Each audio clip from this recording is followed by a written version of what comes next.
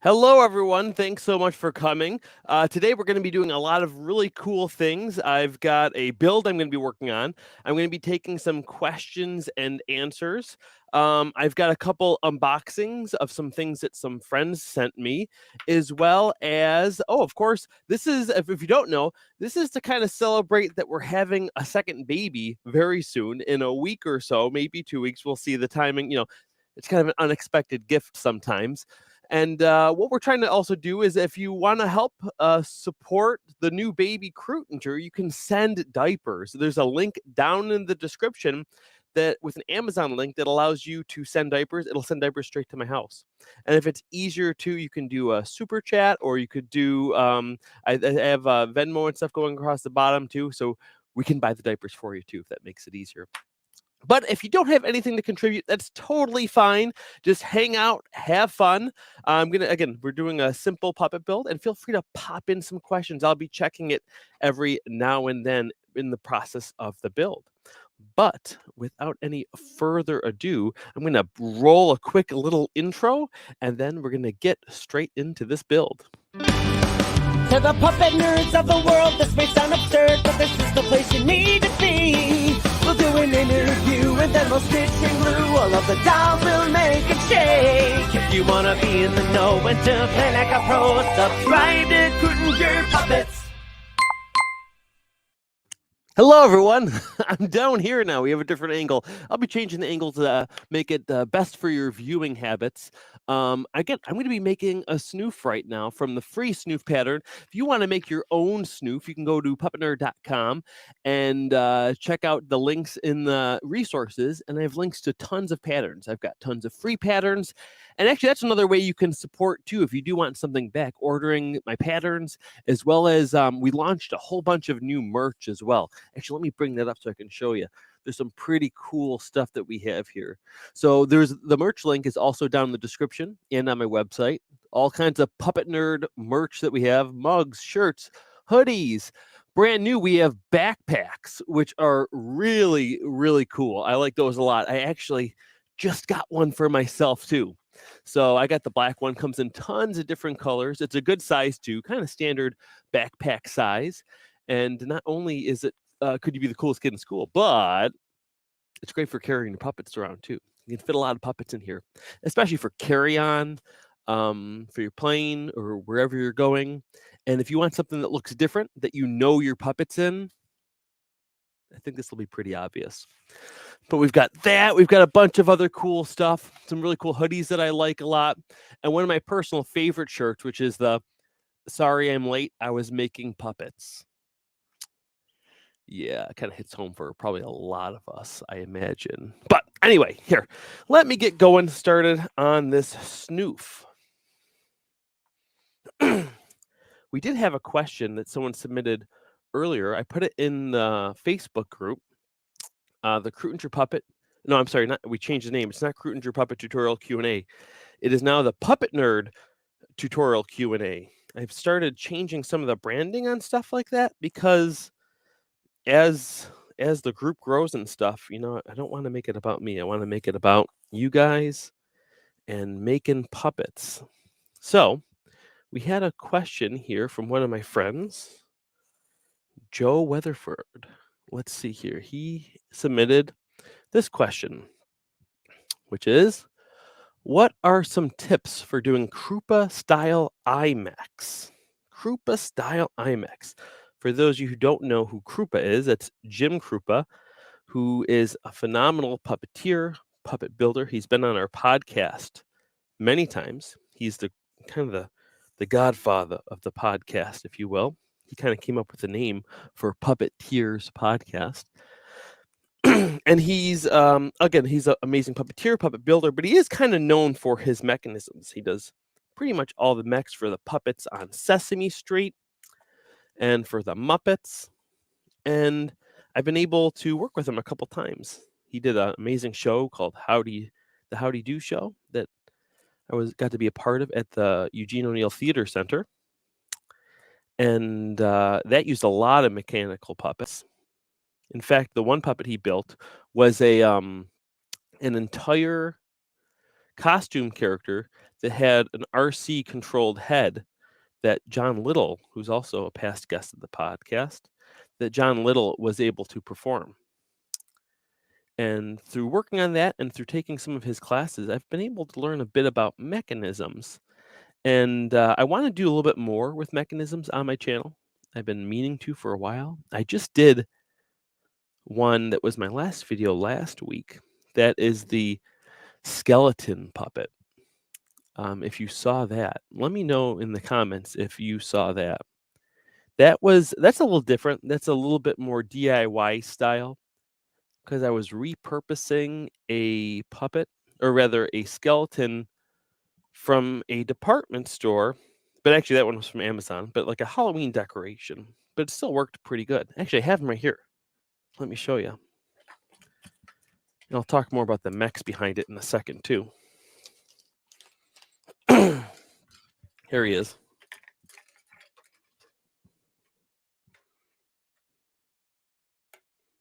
Got a mouth mechanism like that.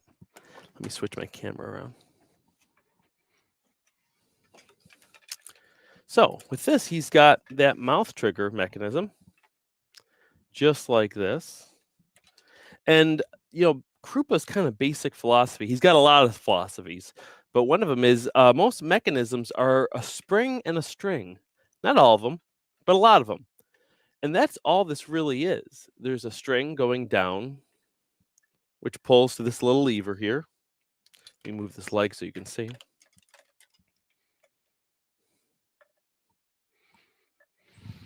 And that controls it. And inside the head, there's a spring that pulls the mouth shut.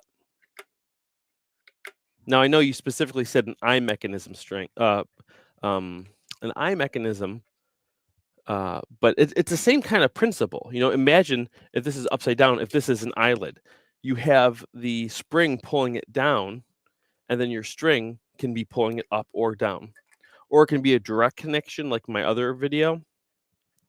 So that's just kind of the basic philosophy. Once you understand how mechanisms work, it's so much easier to just implement them. And that's another thing that Jim says too, is he kind of he can really milk one technique of a mechanism and use it in so many different ways. Here's another one that I started working on for Cameron. This one here, let me switch the camera again. This one doesn't have the spring on it yet, but this is going to be an eyebrow mechanism. Okay, so the eyebrow is going to be this wire that's going to be bent at an angle. And we're going to put a spring going from this little lever here to this spot. That's going to pull it down. And the string is going to go through this little hole right there. And then when you pull it back, it turns it. And again, this isn't the eye itself.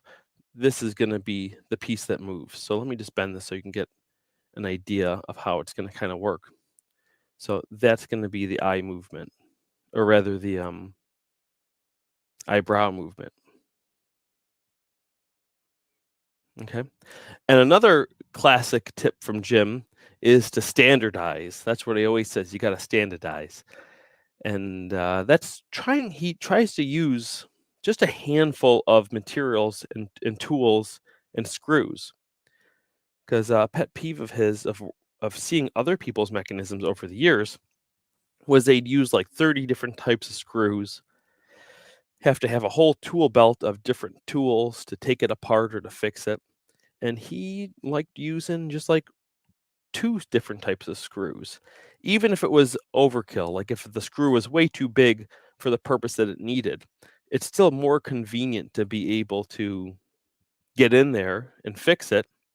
And also, if you have to kind of take things apart, maybe you have to take a little piece out of one mechanism to fix another one on a chute. Let's say you forgot to bring extra screws or something, or you needed them. You can kind of borrow from other mechanisms and then be able to put it back together easy. So it really helps you in the pinch. I hope that helps a little bit with your question. And again, I plan to do other mechanism videos in the future. But one more thing I'll add to that people have as a question quite a bit. and that's that they ask, okay, so they know how the mechanism works, but what about the triggers? What about the remotes? Now, a trigger or the remote is just an extension. So one thing that my good friend Chaz Vance says is that you don't really want to think about the remote until after your mechanism is done. You want it to build it to move the way you want it to move, and then it's just a matter of extending it. So again, most often of the time, I use a fishing line, a Dacron cord, 40 pounds, my favorite, and Teflon tubing, and that's what I use for the housing. But a lot of people will use things like brake cables from bikes. Those are fine too, and the nice thing about that is they can also push, which can be very handy. And sometimes you won't even need a spring if you do that. So that's another thing just to think about.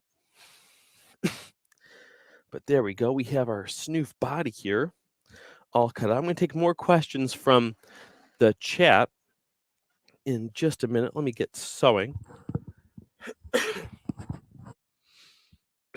Sorry if I'm breathing kind of. I get nervous when I'm doing this stuff sometimes. So I forget to breathe. Oh, and we have some other fun things coming along too. We might even have some potential guest visitors. I invited a couple people, but it was last minute. And I'm not even sure if they saw the message. But just to pop on. Oh, let me switch the thread. Just to pop on and give us some more puppet building advice. Oh, where'd my thread go? There it is. Now let me pop over to the chat here.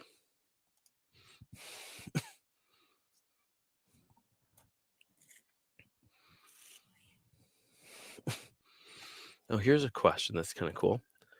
How can you put LEDs in a puppet's eyes? Wow. Well, you get some LEDs and you put them in the eyes. No, I'm just kidding.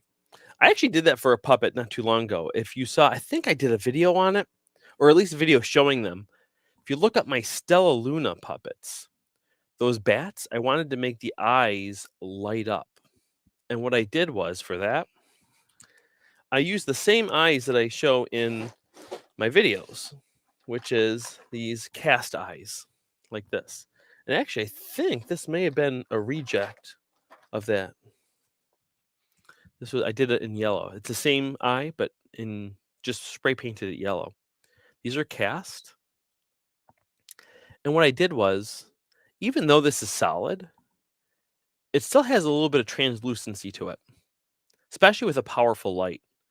So if I found that if I drilled a shallow hole here, I could put the LED inside of it, and then the eye would light up. And one thing that's nice, because of the thickness of this, it really diffused it. And rather than making it like a strong light that would probably blow out the camera, it really just kind of made it look like it was glowing without even needing to be under any blacklight or anything. And the type of LED that I used, it was like a car LED. It came, actually, I might have one here. Let me see if it's right here. Let me grab it.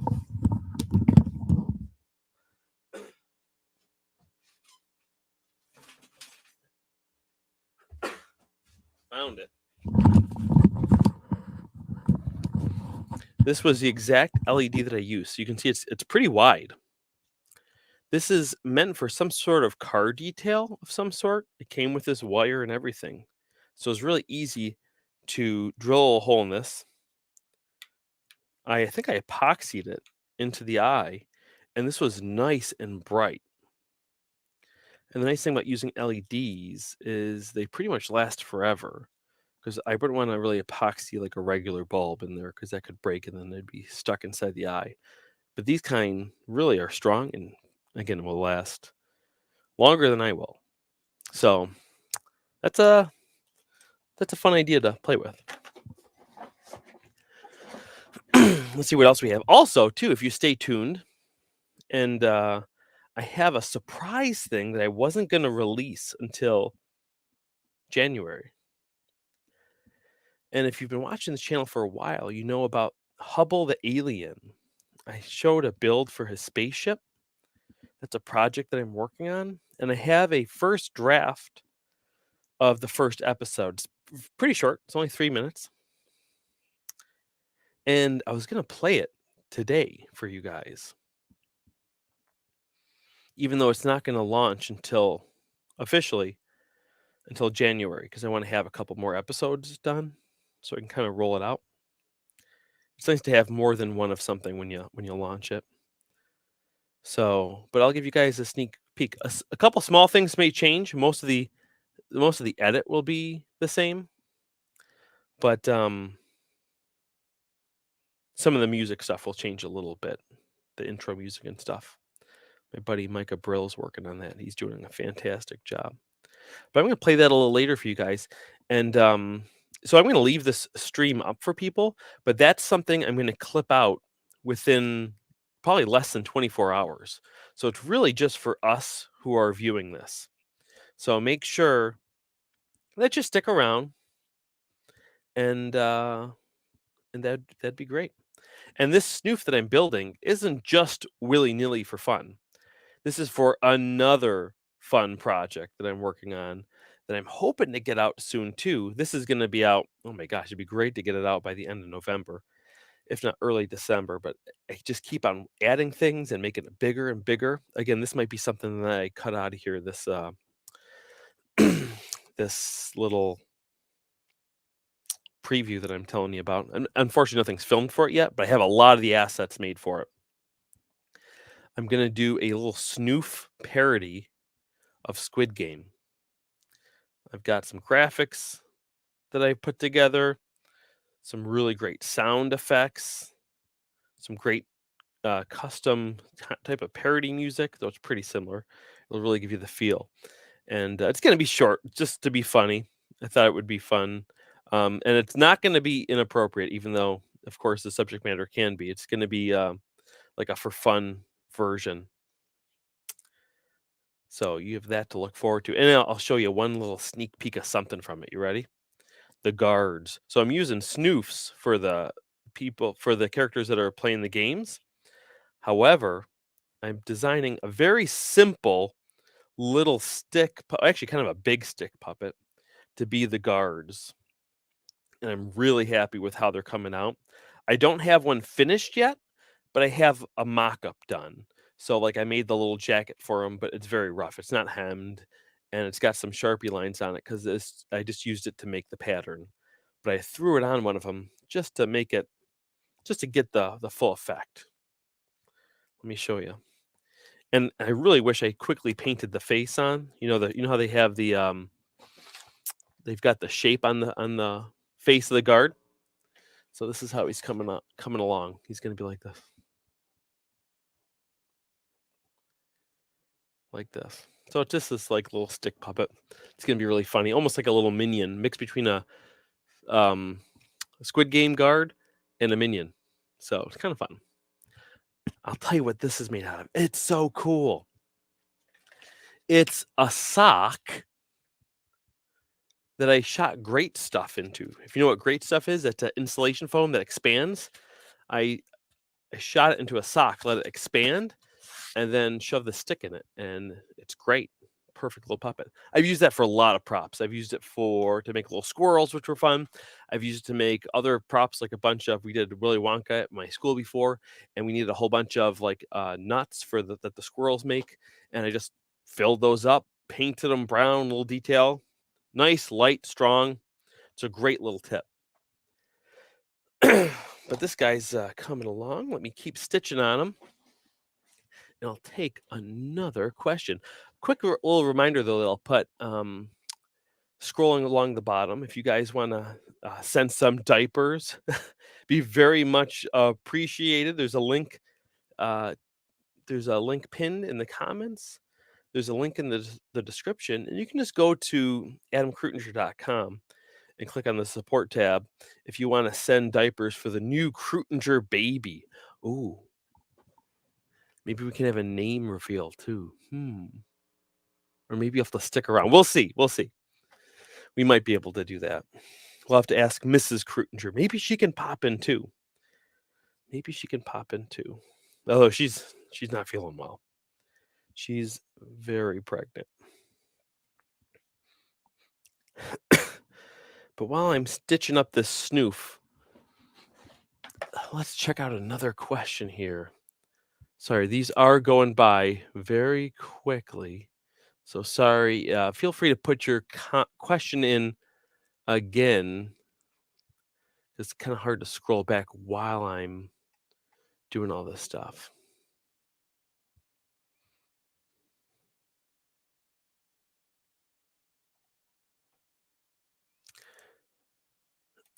Here's a great question, kind of a long one.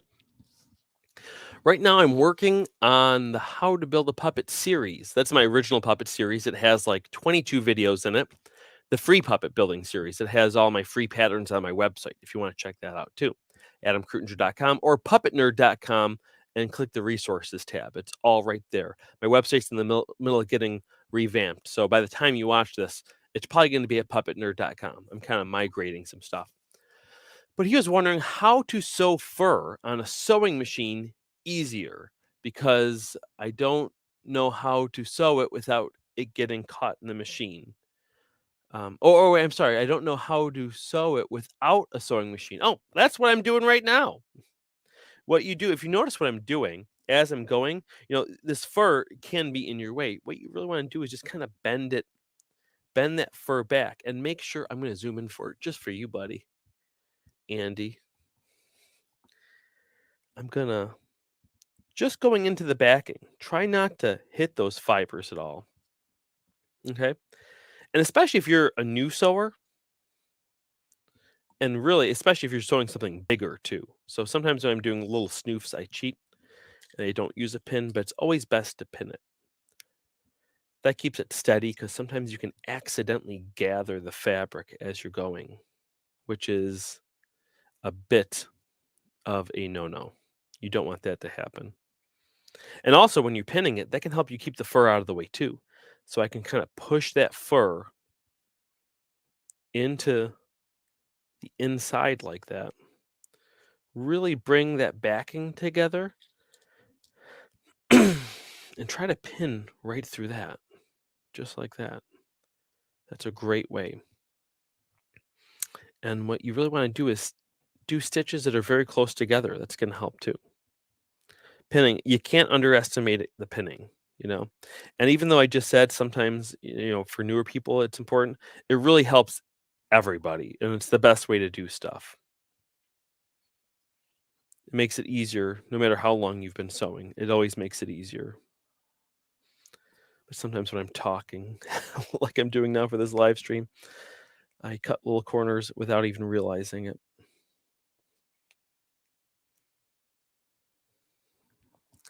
But and here's another question. What is the cheapest material that you can make a puppet out of? Well, I would say probably paper if you're going to actually still make it out of something. You can make a puppet out of anything. You don't, you look at the puppets on my channel that I do. They're very much inspired by, a certain style of Jim Henson's work. I say a certain style because, of course, he has done many styles. You look at the stuff on Labyrinth and whatnot. He's got a lot of different styles that he's worked in. Even within moving mouth puppets, there's quite a bit of variety. But of course, what he's most known for is that the Muppet style, right? Which he kind of created. He's definitely a genius and created a lot of innovative stuff. One thing I like to think about is what he. I think I asked somebody on the somebody on the podcast, Brian J. Jones, who wrote the biography. I asked him, what do you think if Jim Henson was still here now? I'm really fascinated by wondering what he would be doing with social media because he's always been ahead of the game as far as technology. And I bet you he would have been doing things that nobody else was doing, I bet you like in 06, he would have released a feature movie on YouTube or something. Maybe not 06. I think it was still limited to 10 minutes at a time. But as soon as it was available, I bet you he would have done things that people are doing now. Maybe they've been doing for a couple of years, even mainstream studios. But like, he was just in so many ways like a man of the people, and I think he would have realized how much he could have cut out the studios. Not that he'd want to always, but be able to go direct to audience. I think that's something that would have really fascinated him because he seemed like someone who was very of the people and interested in connecting with people. So, but yeah, you can make a puppet out of anything. As far as fabric, the cheapest material, use old clothes and it's free. You have clothes that don't fit you anymore or something that's getting a little older that you need to update and just use that. I've used clothes on puppets, even very professional puppets I've done. Sometimes there's a certain type of fabric that you need. And one thing that's nice about using clothes for puppets, the same thing for making um, clothes for your puppets out of clothes. Uh, it's hard to get good apparel fabric. And sometimes repurposing clothes is the best type of fabric you'll get. It's much stronger than stuff you'll get at Joann's Fabrics as far as apparel fabric. So definitely a good tip. Let's see here. Oh, when did you get in the puppets? Okay, I've answered that 100 million times. 2008, doing theater, Little Shop of Horrors, and was really inspired by Avenue Q back then when I was first discovering it. My good friend Zach Homiser got me into puppetry, and then also meeting Cameron helped make it stick. So, all right, let me get another. Let's see what else we have. Okay, here's a great question. In my videos, I always say that you should wait until the contact cement gets tacky. How long should I wait exactly? That's a great question. And I'm sorry to say there is no standard really. It kind of depends on your climate, where you are, what time of year it is, where you are on the equator, uh, the humidity. There are times where it's really humid where I have to wait, oh my god, like 15 minutes. And there are days that are real dry. It'll be ready before I even finish gluing the other side. So it's kind of a more by touch thing, and of course you really should be wearing gloves when you do that. But it's just, I mean, you say it in there when it's tacky, you just can kind of touch it with a sponge or something or your finger when it's tacky. You can also hit it with a heat gun or a hair dryer that can make it go a little faster. But I'm sorry, there's no one answer. It's really depends on how the shoe fits. So, can you explain what the slide mechanism you made for the puppet you made with the puppet things does? Oh, the slide? Well, so that's not actually a mechanism. That's 4 mechanisms. That's a remote for the mechanisms. And I don't think I have it sitting right in front of me. But you just whatever mechanism you make, you connect it there so that you can slide it up and down just like this, and that's what controls it. It's really just removing it from being a direct connection in the head or whatever your mechanism is to on the rod. That's all it is. It just extends that.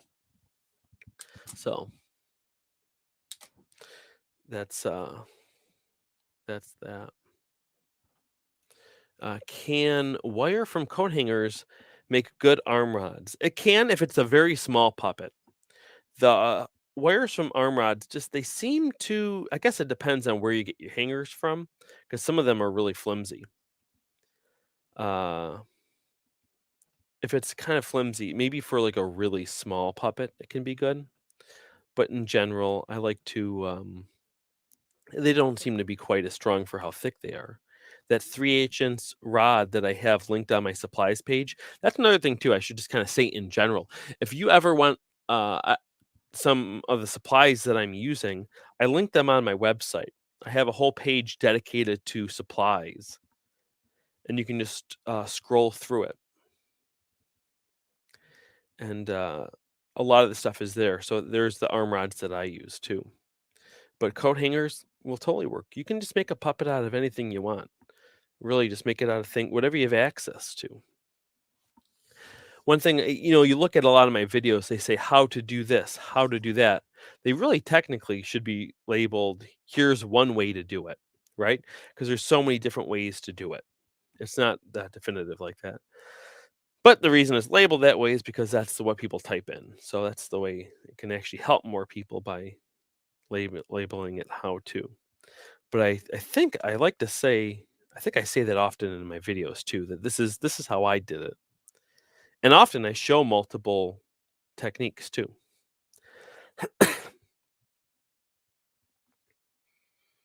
All right, I'm just closing in on this here. And then I got to stitch in the mouth plate, which I'm lucky that I found one pre-cut. Another thing you can stay tuned for is I'll be launching it in the next probably 2 weeks, if I'm really lucky sooner. But what I'm going to be launching is this year's session of Puppet Makers Workshop. And here's our sizzler for it.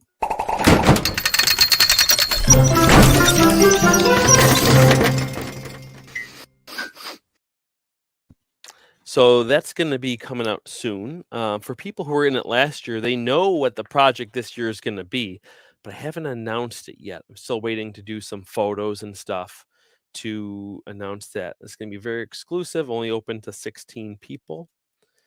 And there's going to be some small changes from it last year. Last year, it was 5 days in a row, and that seemed to be tough for some people to be able to commit to because of some people work evenings and things like that. So we're going to spread it out just a little bit, but not too much. It's either going to be once a week for 5 weeks or maybe twice. 5 weeks seems like kind of a long time to spread it out. So I'm thinking maybe 2 weeks or 2.5 weeks where it's like 2 sessions one week and then two sessions the next week. And then a day later, we'll do the 5th session and finish everything up. That way gives people a little more time to work on their puppet. But last year we had a great time and we made some really great puppets. So stay tuned for that. More information coming soon. Let me see. We have some more comments here.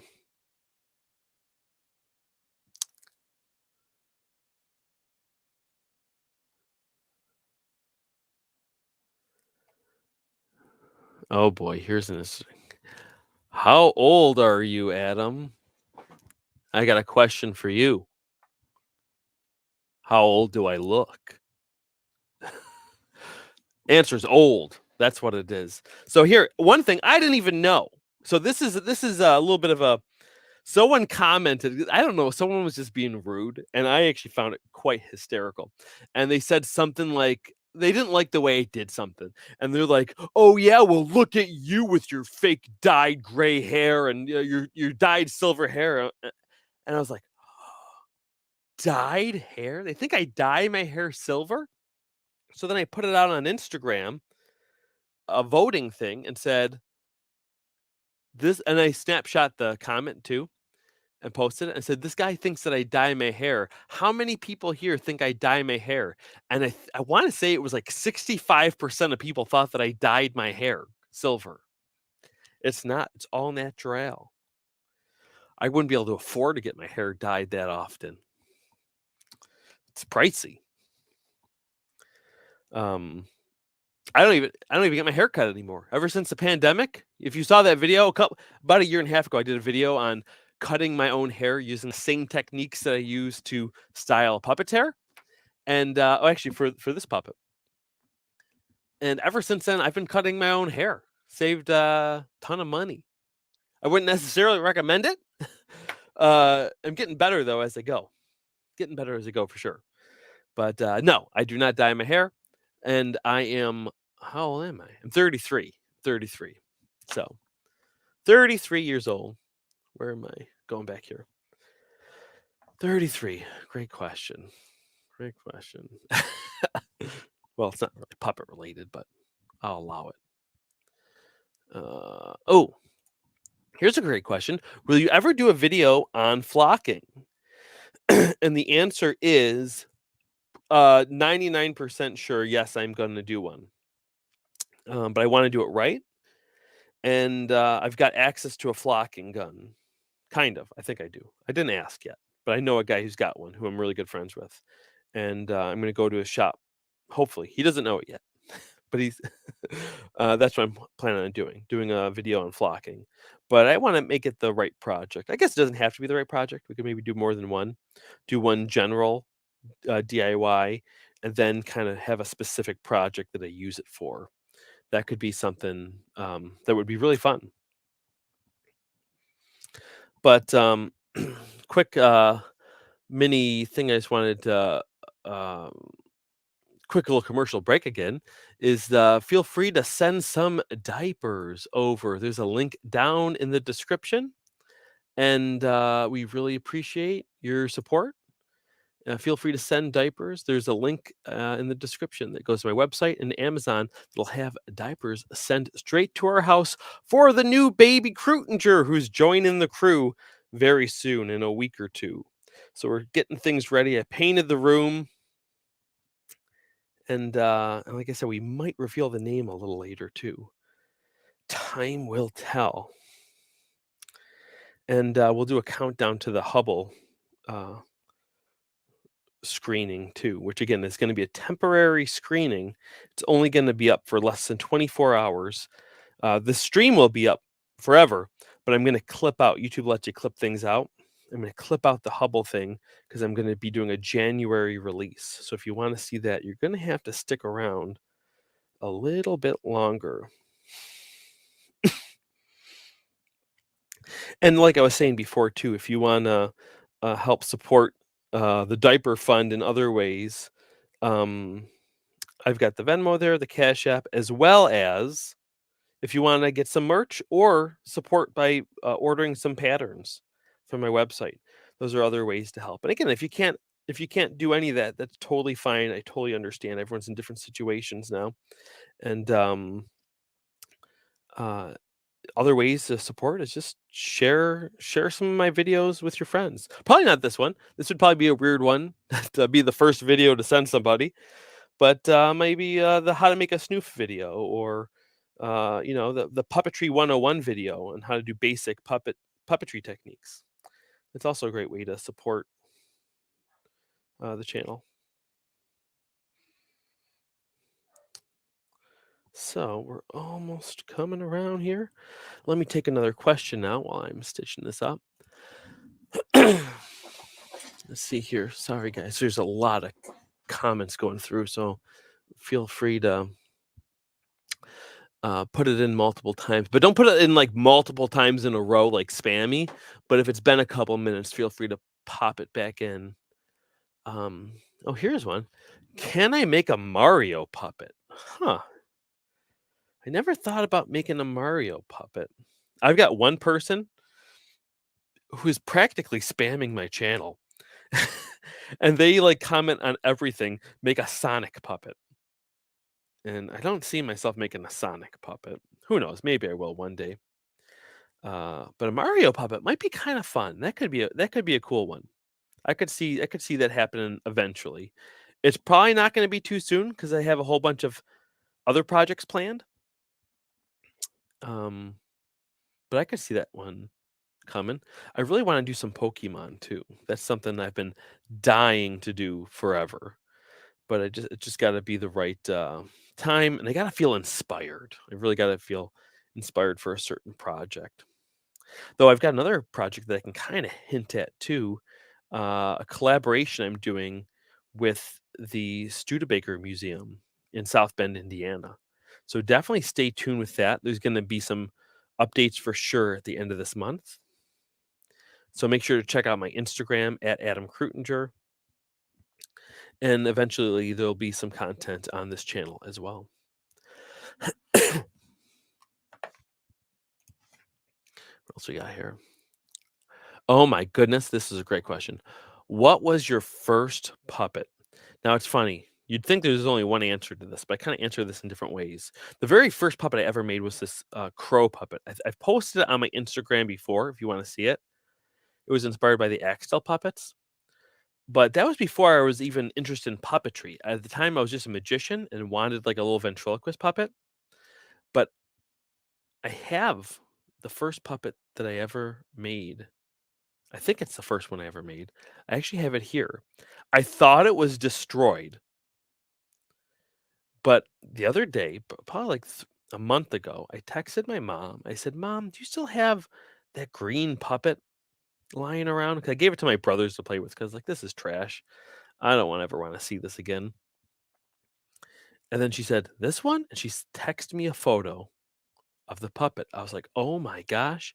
I've told people that this thing didn't exist anymore, that it was gone." And she was coming to visit in 2 days. She said, "I'll bring it."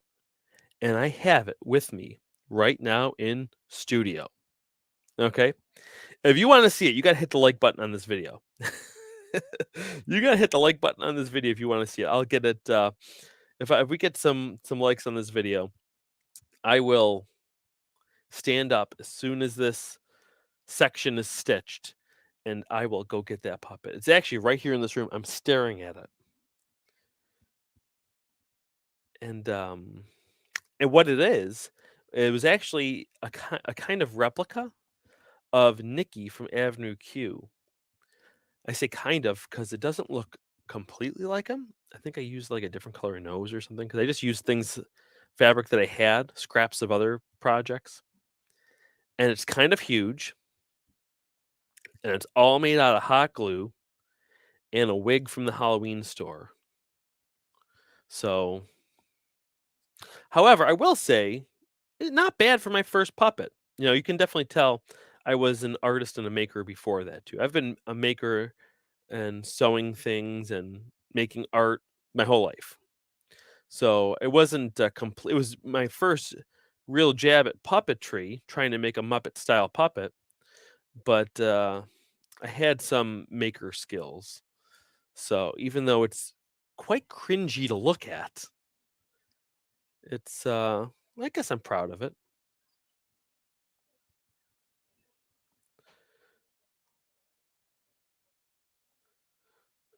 Okay, let me get a new thread here. Actually, you know what? I'm gonna grab it right now and show you guys this puppet. You ready?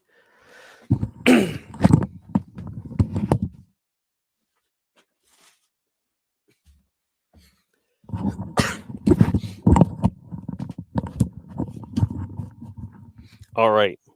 Let me put him on. Oh god, he's like covered in fuzz. He's huge. He's frightful. I'm gonna even put my hand in the terrible old live hand. Okay, you ready? Here he is. Look at this old thing. Oh my gosh, it's humongous. It's all hot glued. I did decent on the eye focus for the time. The hair looked better at the time. Again, it's been on like a basement floor. But you can see that I didn't pattern it at all. I just stretched the fabric. And I would say my biggest weakness at the time was making necks. This neck is sad. It's very sad, to say the very least about it. And I just used like a kid's hoodie. And the hand, I just drew it. Look at this hand. Look how floppy this is. Look how terrible this is. Why is this finger the longest? The world will never know. This is, oh my gosh, I think I was blindfolded when I drew this pattern. There's no other explanation. Let me know in the comments what you think about this. It's I guess for my first puppet, but I wasn't a kid. Again, when I started making puppets, I wasn't a kid. So that's probably why it might be a little better than you might be thinking. If you're thinking that. I was in college. I was 20. I think I was 20 when I made this. So anyway, it's frightening. Cue sound effect. Crash. I don't have a soundboard. Sorry, not yet. Not in the budget. But but stay tuned, because definitely the Hubble video is going to be soon after. Maybe once we put the eyes on this guy.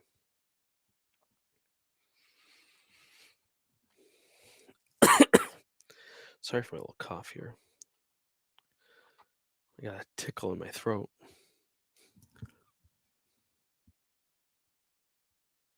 Okay, let me get another question here.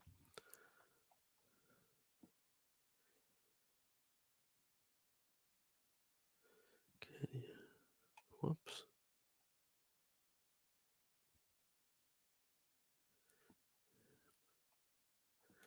Here's a question. Can you please make an entire Big Bird puppet? Whew, that would be quite a feat. I'm probably not going to be making a Big Bird puppet, but I do have plans on the channel to make a full body costume puppet video. It's gonna show the one that I'm gonna make. It's gonna show the process that I'm gonna use. And I'd like to do that next this coming summer, but realistically, it might be the following summer. A project like that, I will need my summer to do it, and with a baby less than a year old, it might be tough to do this year. But it's definitely something I have in mind. And I will say, when I was young and dumb, early, Cameron Garrity, who, if you know him, which you should know him if you know this channel, he's my co-host on the podcast, my brother in puppetry, one of them, him and Zach. He's obsessed with Big Bird, and he would love for me to make him a real Big Bird puppet. And at one point, he convinced me to. So I actually started one years ago. And coincidentally, I forgot, I was showing somebody the other day, and I have it right next to me too. The beak that I made. I made a beak. It's not covered in fabric. It's just the foam, and it's huge. I'm going to get that right now and show you. I don't even have to take off the headphones. It's so close. Watch. Let me just do this stitch. Zoom out the camera just because he's that big. Here it is.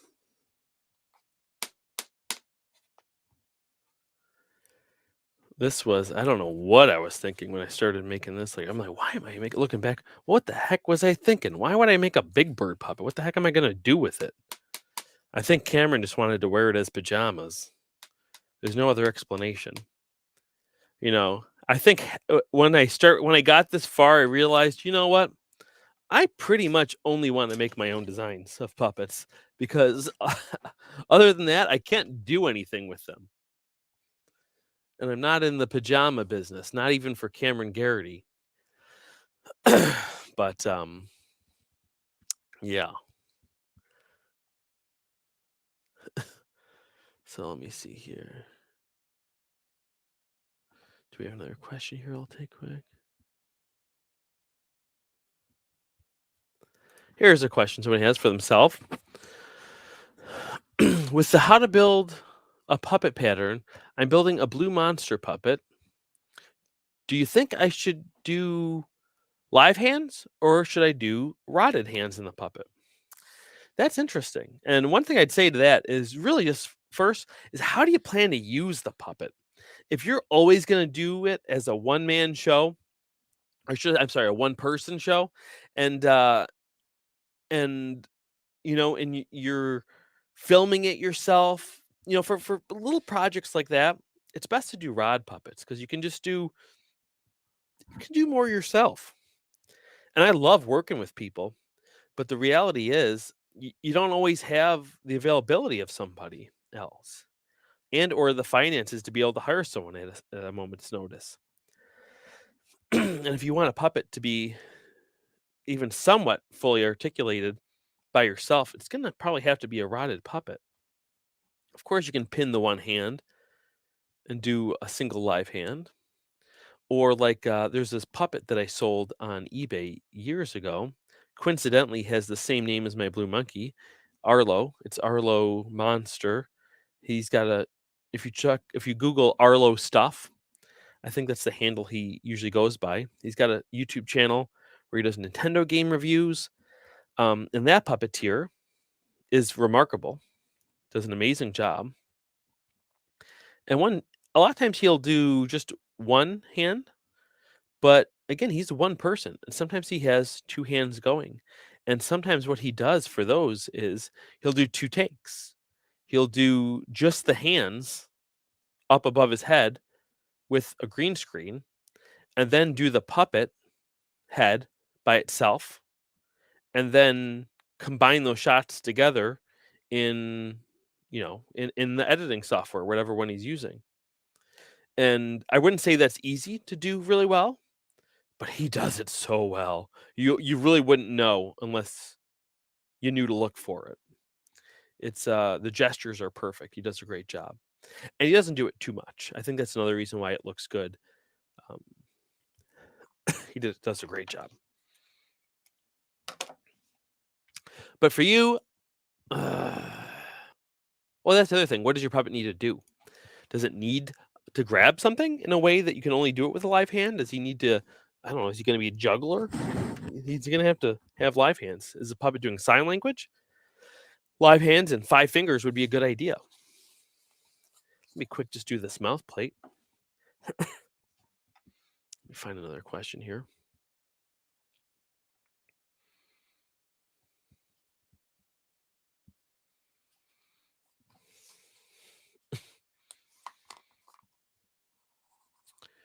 Get this on.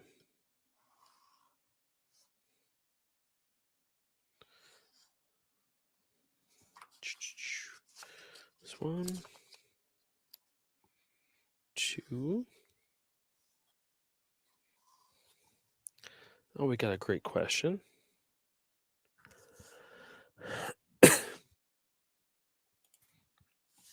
Good evening from Wales in the UK. Probably asked this before, but what's the number one Adam pro tip for puppeteering? You ready for this? It's going to be a little cliche. I'm sorry to say it. I'll give you 2 pro tips. I'll give you the one I should say, and I'm going to give you something a little more practical too. But again, it's so cliche to say, but the number one pro tip is to practice. It's so cliche to say it, but it's cliche because it's true. That's the only thing. And I do puppetry as much as I can. I do it a lot. I need to do it even more. You can't do it too much.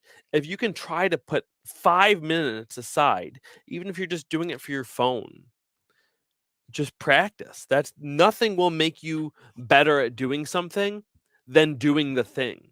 It's same for puppet building. People say, how do I make my puppets better? And the first question I usually ask them is, well, how many puppets have you made? And they'll say 2 or 3 or 4.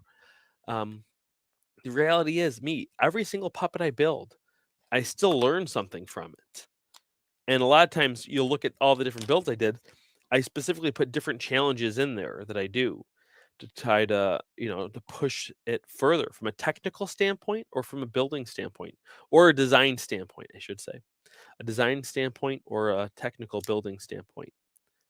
Like the Baby Yoda puppet that I did. I have done all sorts of mechanisms in puppets before, but that was the first time they ever did all these mechanisms in one puppet. And it's different to be able to, it's one thing to do an eye blink. It's one thing to do a mouth mech. It's one thing to have like the ears move, which I've done before, but being able to have all these mechanics into one head and not get in each other's way was something I had never done before. So I'm sure many of you have seen that, but here's a quick little clip of that.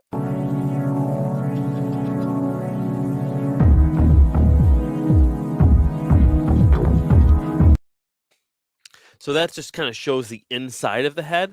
And if you want to see the puppet itself, I'm going to grab him right here and show you really quick. Sorry to people who've seen this before, but this is kind of how he had turned out. A lot of different mechanisms in him. He's got a eye blink, of course, a mouth moving, head turn, head tilt mechanism. The ears can go, and he's got a rotted hand. And for this project, I wanted to do a Baby Yoda that was kind of my own design. inspired by two things. Inspired by, of course, Baby Yoda, which I know is Grogu. And also, I one thing I forgot to mention in my video, I was kind of going for a little bit of a Funko Pop look, but without it looking exactly like a Funko Pop. So I was like, what if like there was a Funko Pop, but it was also kind of real in a Muppet Yoda baby Funko Pop. That's kind of what I was going for. And considering that, I'm really happy with it. So mostly I just use them for displays and when I go to maker fairs and things like that now, just to kind of show them as a demo of what the different mechanisms are like in a puppet. but anyway, so yeah, here we go. We got this all set. Let me just sand the edges just a little bit and I'll glue it down. And I'll take some more questions. And how about this? How about in a couple of minutes, I'll play the Hubble video too. Before we go in, I'll do it a little bit after the hour. So we're about 55 minutes into this stream. So I think the 1 hour mark might be a good time to play that Hubble video. It's not very long. Again, it's only 3 minutes. But again, it's only going to be around for less than 24 hours for people on this live stream. Then it's going to be clipped out. So if you're watching this on rerun, there's still more value in this. More questions we're answering and some more tips we'll give along the way. So definitely stick around. But you have something to look forward to then in January when it actually comes out. And it'll be the fully finished version. So there we go. Give that a little sand. Now let's glue this bad Johnny in. Let me get some spray glue. One thing I'm just going to talk about for just a second is this glue. Because I don't know if I've very formally talked about the difference between this and one of the other spray glues. I think I could be wrong, but I think a lot of people get them confused. There's two glues that I tend to use in puppet builds. And I can't find my other bottle right now, unfortunately. But it's Super 74 and Super 77. Super 77, you can get pretty much anywhere. Any hardware store, any department store, you can get Super 77. Super 77 is great for paper stuff, and it's great for something that's not necessarily a permanent bond if it's other fabric or foam like materials. I would say it's pretty permanent with paper products, but it's not that often that I use paper products in puppets. Actually, pretty much never. Super 74 is foam fast, and this is meant for foam. And it's actually what they use at Henson for, I think they use this for putting their whole puppets together. I don't even think they use barge that often. What they do is they spray it into a cup and then use like a little applicator to brush it on. They may have changed their ways, but when I was at the Jim Henson Creature Shop Challenge, that's what they did. If you guys don't listen to the podcast, I was a semi-finalist for that, and for one of the projects, they just gave you a can of this and a big roll of foam and said, make a creature. And I was like, no contact cement? And they're like, you just got to use that spray. So I got a little crash course in having to put something together for that. But it was fun. It was cool. And that's where I learned a lot and met people. That's how I met my good friend Chaz, who was on the show. So, but this is what you really want to use for professional puppets. This, and I use a lot of contact cement too. Masters is my personal favorite. These are the two glues of choice, but make sure you do these in well-ventilated areas, outside, and use a respirator. Okay, I'm in a well-ventilated area now, so.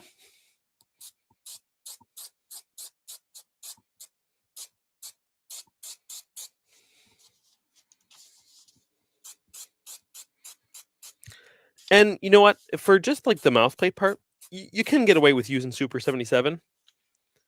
I would just say it's not ideal.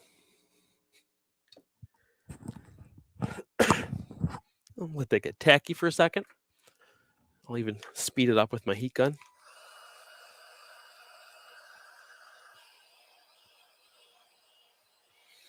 because this spray adhesive, all of them, the Super 77 and the Super 74, they are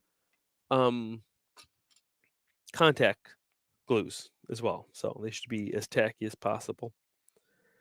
But sometimes you want to do a little bit of a wet fit. There's a lot of friction with these, or surface area touching with these mouth plates, so you can usually get away with doing it a little bit wetter.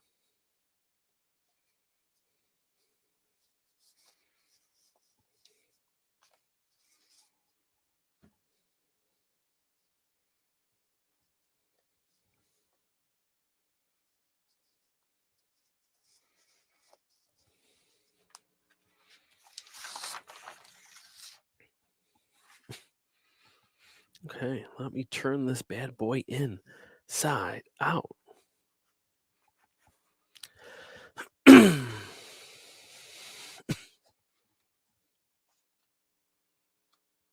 Let me check the comments again quick.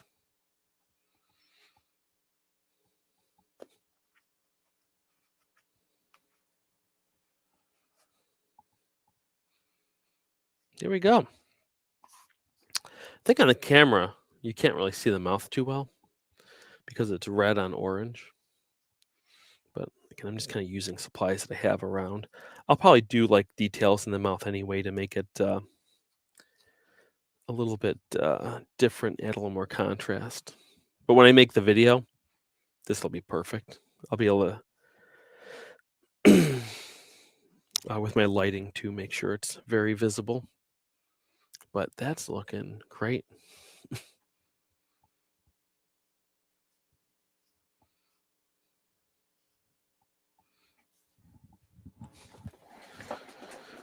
Chris McMahon just asked, do I have a video about doing hair for puppets? I do. It's part of my original series. I think it's called How to Do a Puppet Hairdo or How to Cut Puppet Hair. Now, in that, I do a short hairstyle.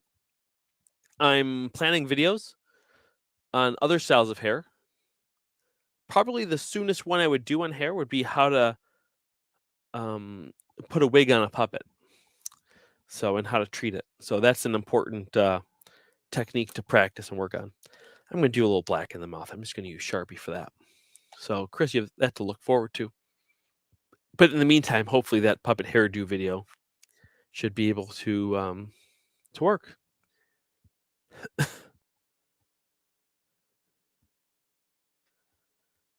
Okay, wow, these comments are really rolling in.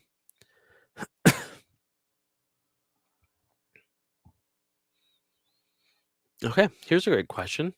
Adam, can you make a video on how to make a stick puppet like Rizzo the Rat or Pepe the King Prawn? So I've been planning one of those two. Specifically, I wanted to make a video on how I made my banana puppets. If you've seen my banana puppets, let me grab one because I love those little puppets.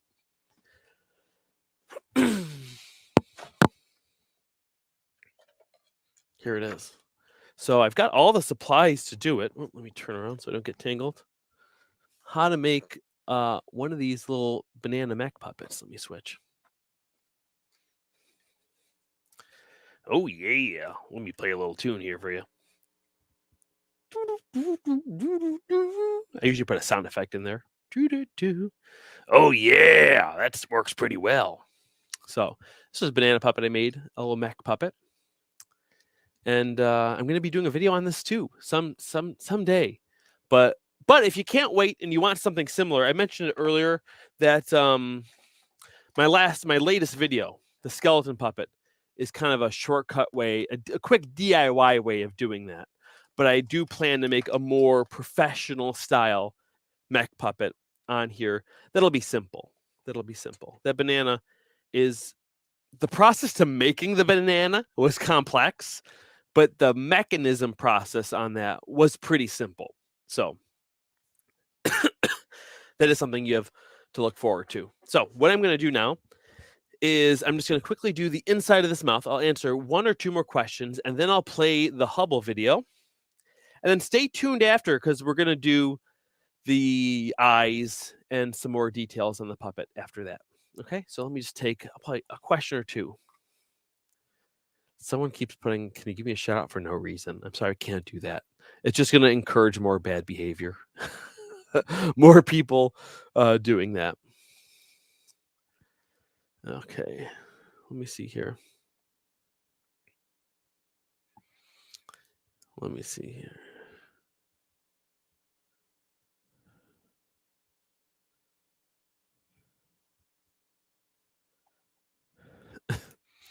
Here's a question, which is my personal favorite, arm rods or live hand puppets? If you could pick one. If I had to pick one, I would say a rod puppet, with arm rods.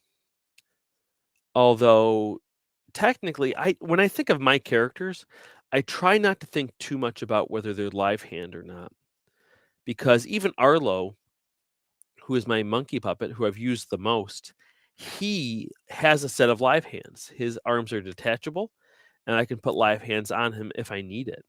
And even if you look at things like Sesame Street, like Elmo is a rotted puppet, but there's versions of him with live hands when he does certain things. Like I think if he's like counting with his fingers, or they have little videos where they show him using live hands for the puppet.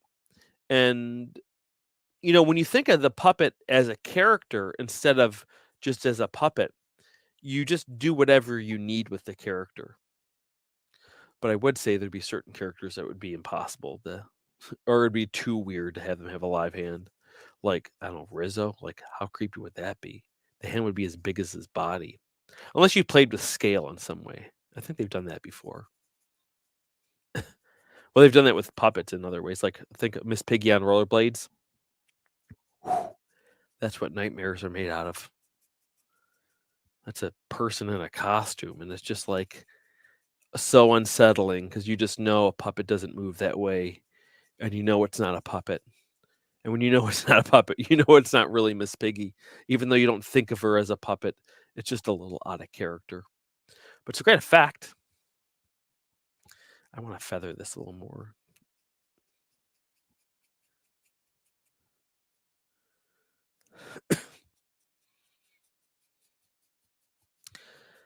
So as I'm finishing up this part,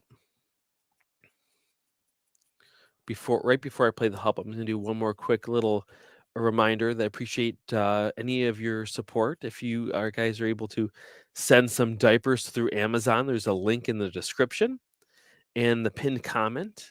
And you can go to AdamKreutinger.com and click the support page, and you can also get to the link through that way. Or you can feel free just to send a couple dollars on Venmo, and we'll buy diapers ourselves. Goes to the diaper fund for the baby Kreutinger coming very soon. Really appreciate your guys' support. And again, as always, if you can't support in that way, that's totally understandable. Just share some of my videos. It really helps the channel a lot. And again, if you want something in return, you can also, order a pattern. That's a great way to support the channel, or buy some of the Puppet Nerd merch. Again, all the links to this stuff is in the comments, or rather in the description and on my website on the support page. Really appreciate it, guys. Whatever you're able to do, even if it's just sharing some of your favorite videos with friends and family. Because more and more, that's why I like making all these puppet videos, how to make puppets and stuff. Because puppetry's been, it's an interest and hobby that's been really good to me personally. And I just think there's so much value in it. Like, I'm a school teacher during the day, and I use puppetry with my students. We make puppets sometimes, and um, I just see so much value in it with students. Now, some people probably look at what I'm doing and like, "What are you doing?" Like, I probably wrecked it. I think I did too much. Maybe I'll just do the whole thing black. I don't know. At first, I was going for a fade, but then the problem is I'm looking at it with my eyes and I'm looking at it on the camera, and it's just reading different with this filter I have on. So I think I'm gonna put teeth in this guy later too. So that's gonna help. So I want to leave some red around the edges so it's like gums. So that's why it looks so weird, because I'm editing in my head things that you guys can't see yet. All right, all right. beware. And it'll be nice to let this ink sit for a minute while we're watching the Hubble thing. Oh, but again, yeah, the Puppet Nerd merch. Really great shirts, awesome hoodies through Teespring. Great way to support the channel and get some diapers for baby Kreutinger. We're going to reveal the name probably on Instagram after he's born. Okay. Yeah, I'm liking that. That's much better. Again, it probably looks weird, but when there's teeth in there, it's going to make sense.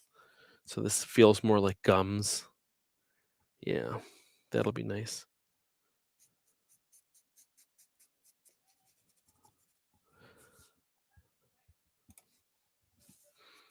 Okay. Are you ready? Are you ready for Hubble? So again, this is a project I've been working on and off. I built the puppet late August. And I'm going to rebuild him because I want to do another version with Max, and I want to do another version that's going to be like a tossing puppet for different effects that I want to do in the future. And he's just a fun little pink alien puppet. He's right here. I really like him a lot. I was really taken back because he's so simple. He's adorable, but he's such a simple puppet, you know? Such a simple design too. And when I built him and then I posted the pictures on Instagram, I was shocked by the response. I think it's my second most liked photo that I ever posted on Instagram. Especially probably the fastest, getting the most likes.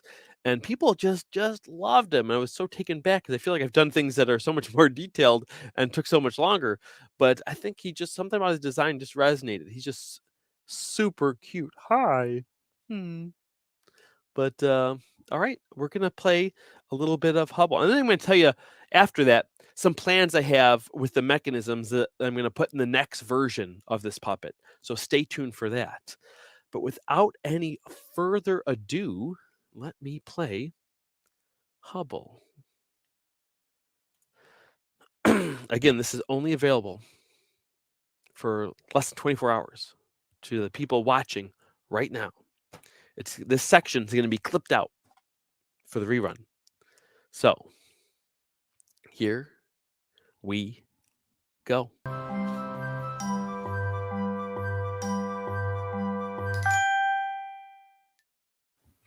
There he is. That's Hubble the alien. Like I said earlier, there's some couple tiny little things I have to change. I might add something else a little bit after too, like more like little things during the credits. And there's a tiny bit of musical stuff that needs to change in it too. But that's Hubble, and having a lot of fun with it. I really enjoy lately writing the songs for him. There's a new song that I wrote for the next episode that I'm working on, which again, these are going to be released in January and February, probably the first one or two in January. So, but again, you guys got that little sneak peek. While you've been watching that, I've just been trimming up this snoof a little bit so we can see some more of his features when it gets to that point. But I did tell you too, I was going to talk about some mechanisms that I'm going to be adding to Hubble. So let me just move some of this fur so I don't get it all over Hubble. And then I will show you that.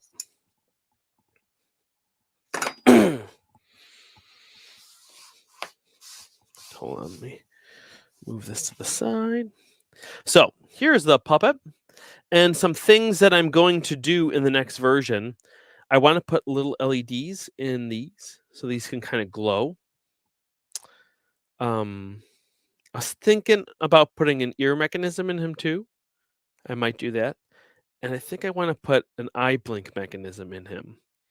So those are a couple things. With this version, because he was the prototype that I didn't expect to kind of keep permanent, some things aren't even attached on him yet. So like his tooth can come right out, which is nice because I'm going to use that as a gag, like an episode where he loses his tooth at some point.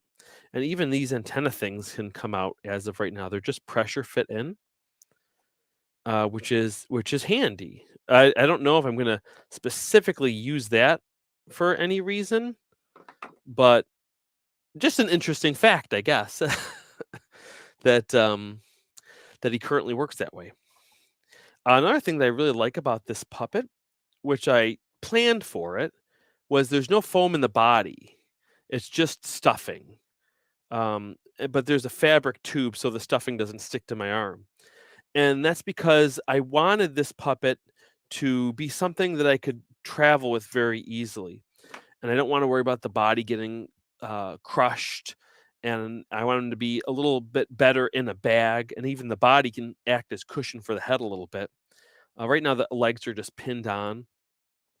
So I wanted it to be something that I could really easily travel with and that'll just last a long time. Make it simple because I want to make the puppetry for myself very accessible. I don't want to have to, have big cases and be too intrusive, especially since like that episode that you saw, I shot it myself. That was all just on tripods. Obviously, I had a helper puppeteer. My very good friend Zach Homiser did like 90 or probably like 95% of the puppetry in that because I was in the shots for some of them. Now, all the episodes aren't going to be like that. Just for that kind of first episode, I wanted myself to be in it with him to kind of establish the setup for how the characters are. But in future episodes, I'll be just a minor part, and which will allow me to do more of the puppetry myself. So the second episode is written with the song, and I'm super excited about it. Yeah. Oh, Mrs. Kreutinger's here. What's up? I just came to say hi. She's here. She's here. She's very, very pregnant. You can see. Hold on, let's put a little contrast there. Baby Kreutinger's coming. All right. You okay? You need anything? No, I just came to say hello. Okay. Hi.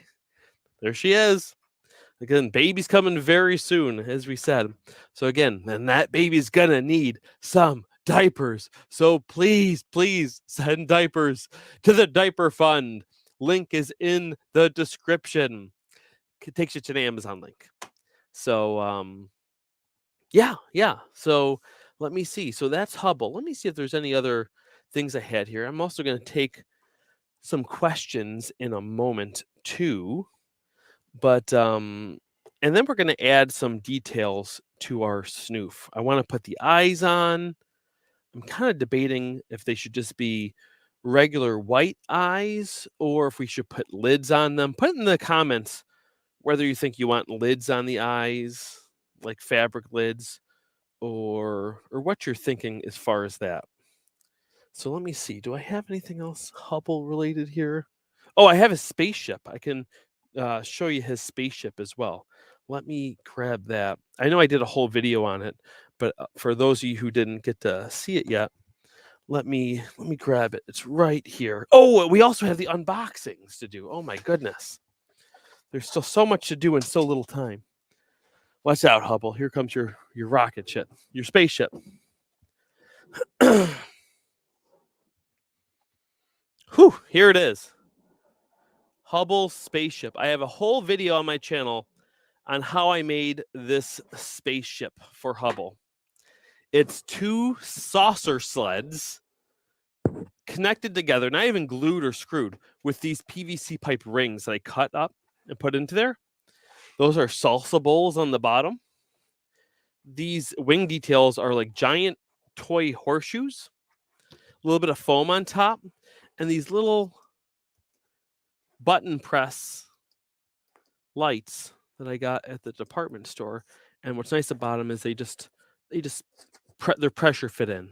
They're kind of stuck in rather. I don't know why, but they're kind of stuck. Oh, this one's falling off. Okay, anyway, but yeah, super happy with how this came out.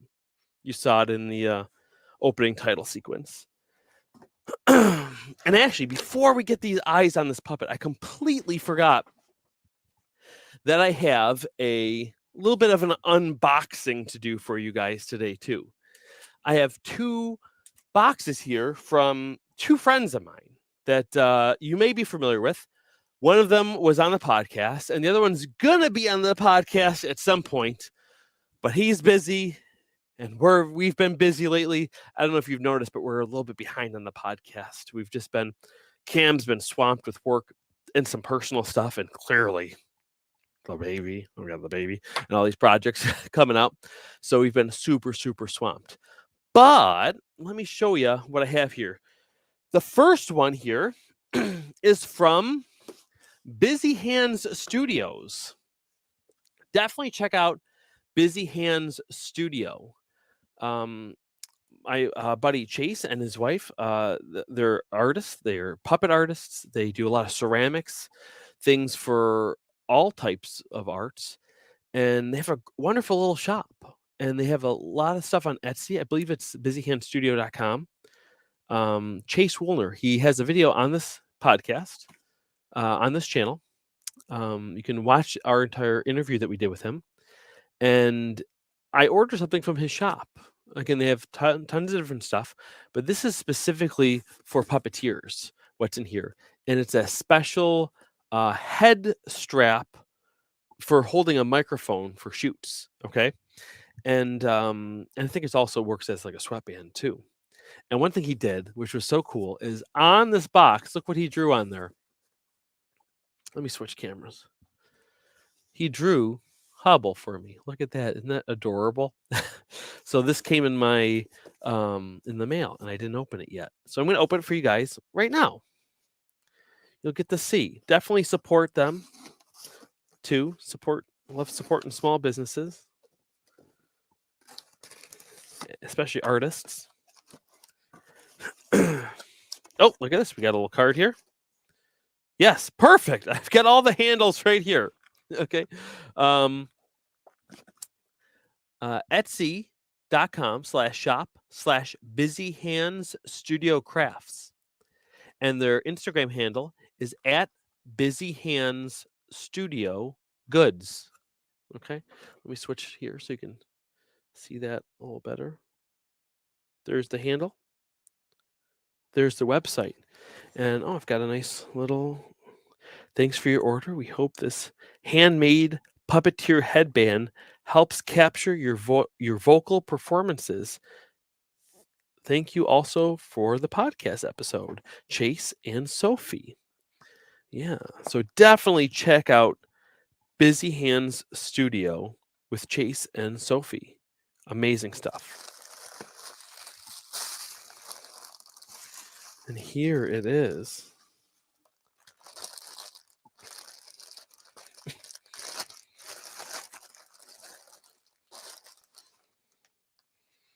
Here it is. Look at that. One thing it's a Velcro on this really strong strap. It's almost like a strong, thick twill. It reminds me of like a backpack strap, but it's not nylon. This is softer. This must be cotton. It's much softer. It's going to be much more comfortable. And the microphone slides through right here and holds it down right in front of your head. And this band here, this is Antron fleece. Now I know there's a lot of different puppet fleeces out there.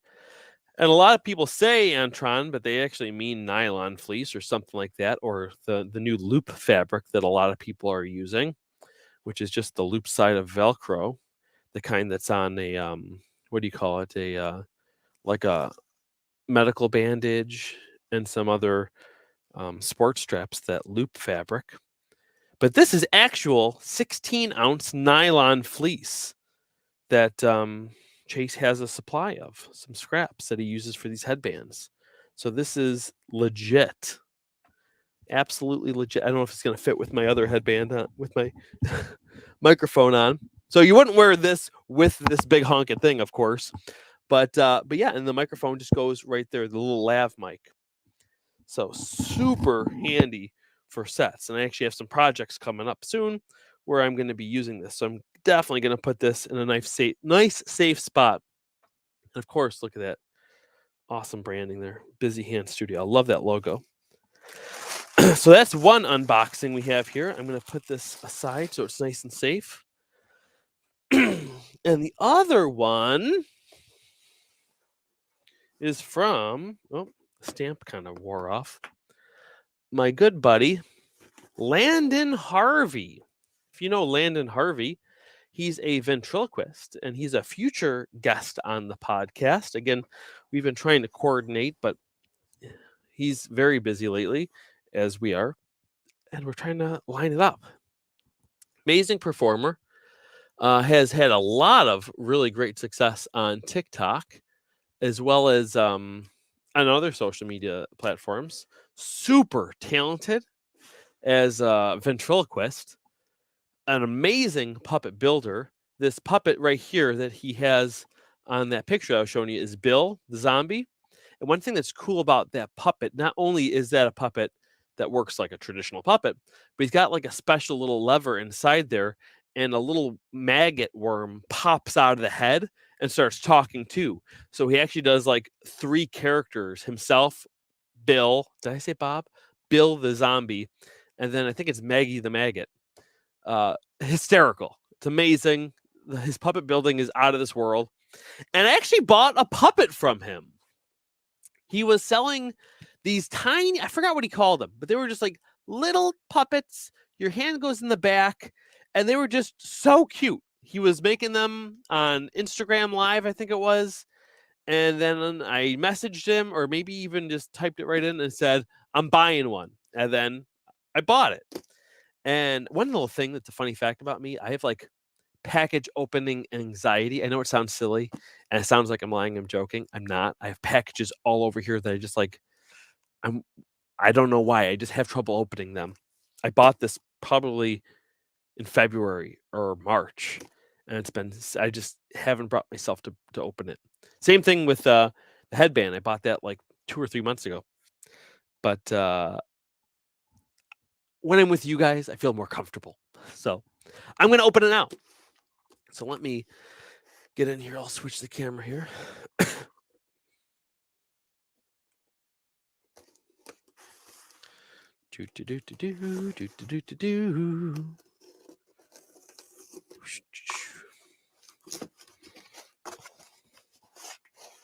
Oh, good. I needed some paper towels.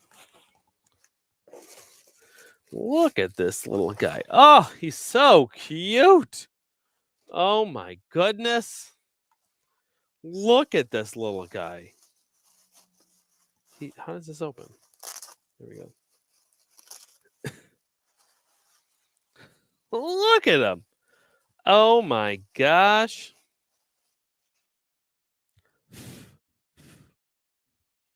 He is so cute. So he's got these little feet, a little belly button, a little cloak, and your hand just goes back here. And he kind of works like that. Oh, yeah. Here, let me switch the cameras here. So I'd probably like get some double stick tape, and if I was going to do them, I would probably do them with like black shirt, black glove, and kind of stick the feet to the ground so I can really kind of dance around like this. Oh, yeah. Those teeth are nice. Little craft foam teeth, and he got a nice little tongue. He looks super cute, doesn't he? Yeah. Hey, I want to live in the background. That's fine with me. All right. Give me a spot. All right. Look forward to having Landon Harvey on the podcast. Now I've got a little Landon Harvey original. I've got a Jaden original. I've got a Landon Harvey original. I've got a Madison Cripps puppet here. This marionette, another prized possession of mine. I've got a mini collection of puppets from puppeteers that I really respect. And I'm trying to expand it, get some more. I really want a Phil Fletcher puppet. That's another one of mine. Yeah, I think he's a really interesting builder. He has cool designs. And he's a friend. I want to support him too. So check out his stuff. Oh, and I want a Swazzle puppet. If you're watching, let's work something out. I think it'd be fun. So let me see here. We're going to go back to the puppet build. Let's get some. Where'd he go? Oh, here he is. He's all trimmed up. Let me rough up this a little bit now that it's trimmed. Alrighty, we've got some cool little puppet dude.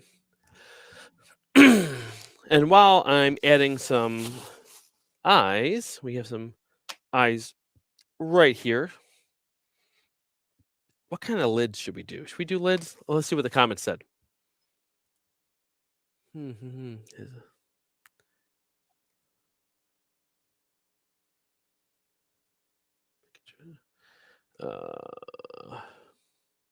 Yeah, Phil Fletcher is lovely and fantastic. He is. And I got to tell you, I cherish every podcast guest we've ever had. They're amazing.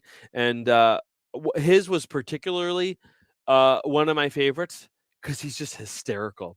He had us in stitches before we even started recording. I can't remember if it was part of it. It's hard to remember parts that are left in and things that are left out. But he had his glasses on and he's like, "Oh, just so I took the lenses out so you wouldn't get the reflections." And I don't know, it sounds so in the moment it was like, "Oh, we died." we absolutely died. He is a stitch. Oh my gosh. Oh, it's remarkable. But anyway, yeah, Phil Fletcher, he's lovely. He's lovely. Let me find some good fleece here. What about this? Do you like this? It's kind of That's not a bad look. I wonder if do I want the eyes to be, should I have one eye? No, I'll do two eyes. Actually, I think I'm going to do fur instead of fleece back there. I'm going to find a good contrasting fur. Just not green, because he's going to look like a tomato. Let me see. Ooh, some blue might be good. Do you like this? Yeah. Do I like that? It might be a little too much. He's going to look like a crayon box or something. Maybe this lavender's toned down a little bit more. That's kind of nice. The pink, is that too intense? No, that's a lot of bright. I think I'm going to use the lavender.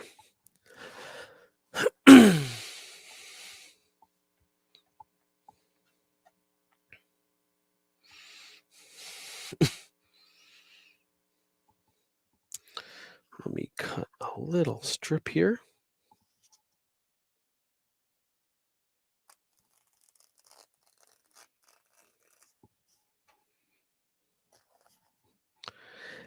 All right.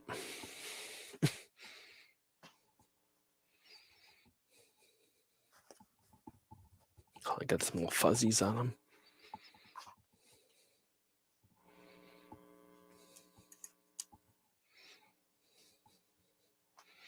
Yeah, I'm just going to do that. Give it that kind of nice look. And I'm going to style these a little bit later too. So let me cut this down.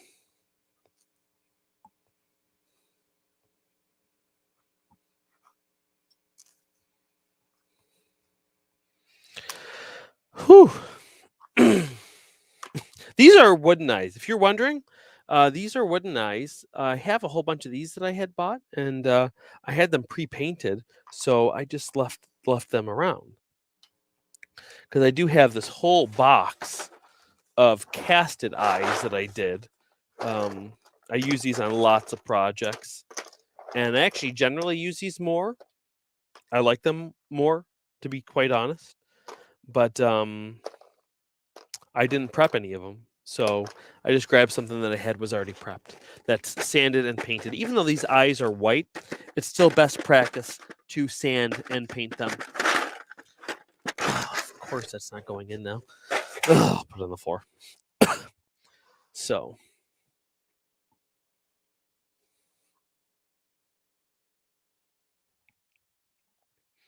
Yeah, let me glue these on.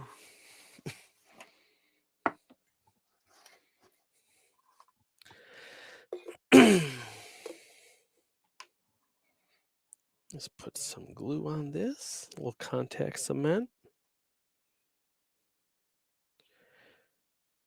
In case anyone's wondering about the hot glue, a lot of people ask, can you use hot glue to make a puppet? Yes, you sure can. I generally don't, though. Hot glue's not made for a permanent bond. It's like the duct tape of glues. And duct tape, which again is a fun material to use, but it's not good for longevity. It's not meant for a permanent bond. Dries up and crusts off. Hot glue gets yucky too, especially if you're using craft brand. There's some professional grade ones which are not as bad and made for like industrial use, but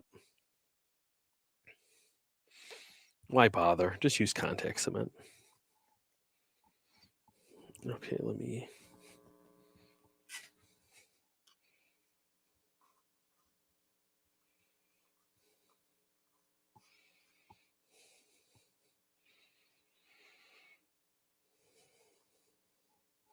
Ah, they're sticking to me.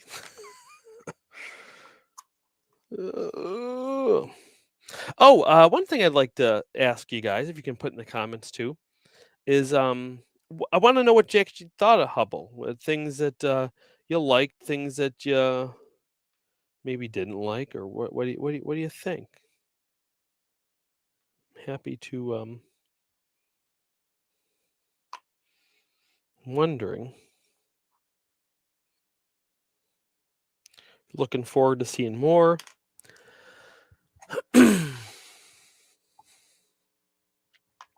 Oh, here's a great question. Do you what kind of fabric is Hubble? That's not the one I was trying to click on, but I'll answer that too. He's shaggy Mongolian. Shaggy Mongolian fur. Wait, where's the question? That is, do you still have the snowman puppet from the Wizard of Claus? Yes, I do. He's hanging in the next room. Oh, one thing I forgot to mention is, and that question makes me think about it. I'm in the process of having a new studio built. That sounded much more boozy than it actually is. I'm getting a new garage because my garage is dilapidated. The garage door won't even shut. It's so broken down, and it has to be demolished. And so we're getting a new garage. So I'm gonna move my studio into my new garage. That sounded so bougie a minute ago. Like, oh, I'm getting a new studio. No, I'm getting a garage because my garage is full of worms.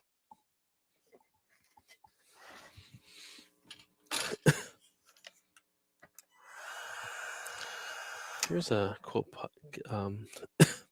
question. I've been struggling to make my own puppet patterns. Any tips? Thanks for the videos. Yeah, I mean, it's so hard to. It's one being able to make patterns reliably and consistently, and in a way that you can trust it. It just takes practice. It's hard. One of the times that you're making a pattern, it'll just click. People say, "Oh, where do you put the lines?" And there are answers to that. Where do you put the darts? At the highs and lows of your sculpture is the short answer. You know, think of it. If I was going to make a pattern of this, where's the highs and lows of the shape? Well, there's a high here, so it'd be a flat circle on top, a band around the bottom. This is a little bit more concave on the bottom, so it'd probably be a seam at least here, possibly like this, like a pizza slice. It's the highs and lows of a puppet. Now, this shape only has highs, the ones that I pointed out, a high point here, high point here, high point here, high point here, and high point here. Again, I'm sorry, it's just so you just really watching videos of people doing it and doing it yourself and practicing with different shapes. And one thing for truth too is there's not necessarily one way. You could have two puppeteers make the two of the exact same sculptures out of clay, pattern them completely different, put the patterns together, and they look like the same shape. So there's so many factors that come in when making those choices. And one of them is scale. Like, definitely the bigger the puppet, the more darts you want to have. It just adds more structure and support and puts less stress on the foam. With smaller puppets that have somewhat basic shapes to them, they can be pretty tiny and have very few what do you call darts. So it's just practice. It's just gonna click.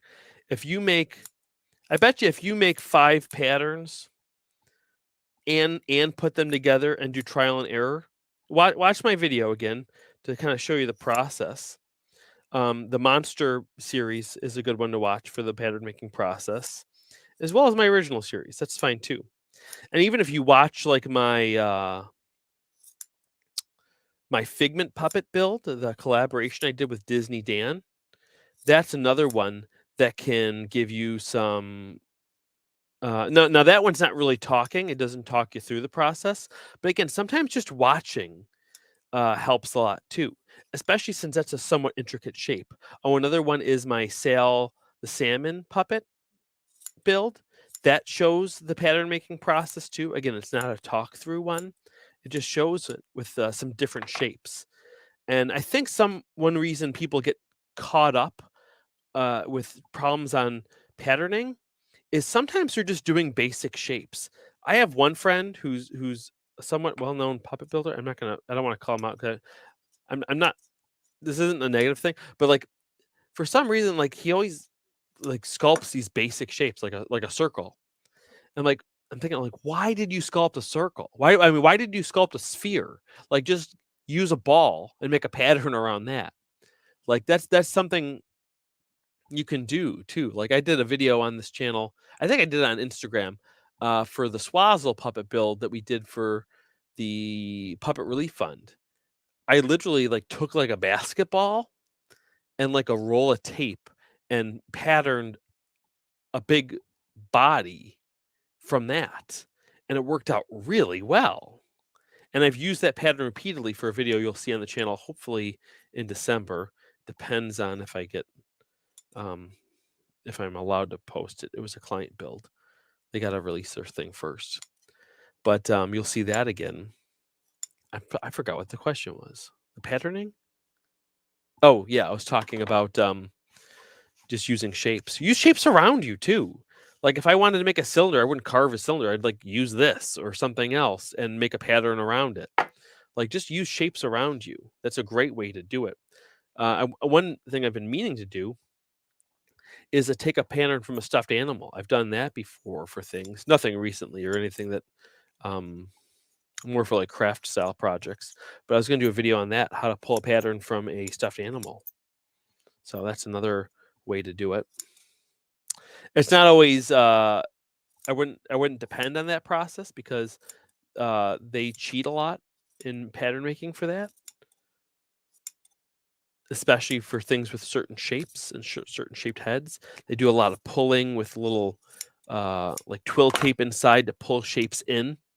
So that won't work with the foam, but sometimes you can get pretty close. I did that one time for something. So whenever you attach eyes, you want to trim it down as low as you can. That's going to be nice.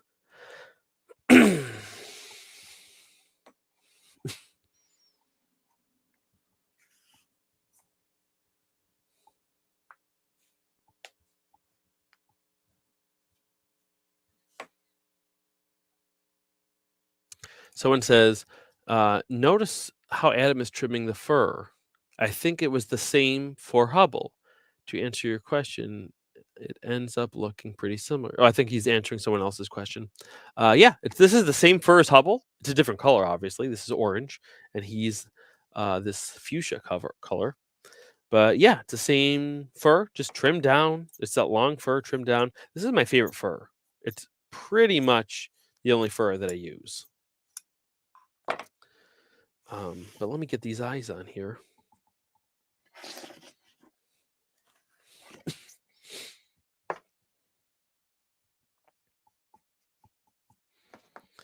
And as I'm gluing these eyes, I hate to bring it up again, but I'll just mention it hopefully one of the last times. But feel free to please send some diapers. We're gonna need diapers. If there's one thing I know about babies, is that they go through a lot of diapers. Like, let me get that thing down. Hold on. Wait, where is it? Comments. Yeah, babies go through a lot of diapers, so feel free to please send diapers. There's a link in the description to the Amazon, and if you check out through that link, it'll get sent directly to our house. And Mrs. Kreutinger and Baby Kreutinger will thank you very much for the diapers. So it'd be kind of sad if nobody sent a diaper. It's okay though. But again, if you can't, that's totally understandable. If it's easier just to send a couple bucks on Venmo, we can buy our own diapers or Cash App or something like that. Really appreciate your support. But again, if you cannot, just feel free to share some of these videos. Get some of your friends in the puppets. That's one thing that I think people should really do is try to get their friends into puppetry. And if for no other reason, for selfish reasons, because sometimes you need puppeteers, and it's hard to find some locally if you're not in like New York City or LA or Georgia seems to have a great scene. Um, so train your own puppeteers. That's a great way. Get people interested. If you're at school, start a puppetry club. That's how Chase Woolner got started. And he's done a lot of amazing work. The guy who made the headband. Definitely listen to the podcast we did with him. But he's done a lot of amazing personal work with puppetry, with his own shorts and shows and videos he's done. He's worked with the Muppets and done some really awesome stuff. And I love that he's really branched out with Sophie, his wife, and been able to really make their own business, which is amazing. And you could do that too. Yeah, puppetry, especially if you're even a teacher or a therapist or something, their puppets are helpful.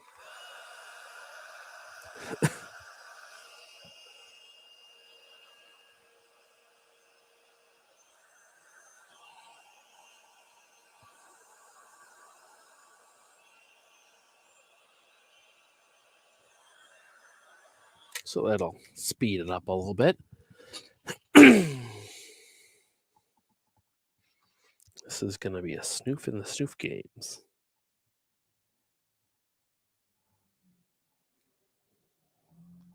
Getting little stickies. Ooh. I'm probably going to trim these down a little bit. That's why I like to do all my trimming for stuff like that at the end. Want to get it nice and flat.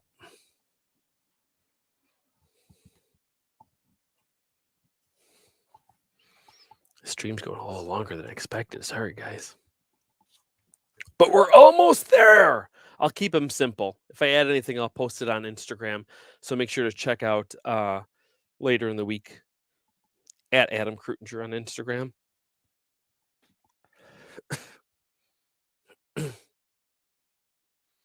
Isaac says, "Where's the Yoda puppet?" Ooh, this is awkward, dude.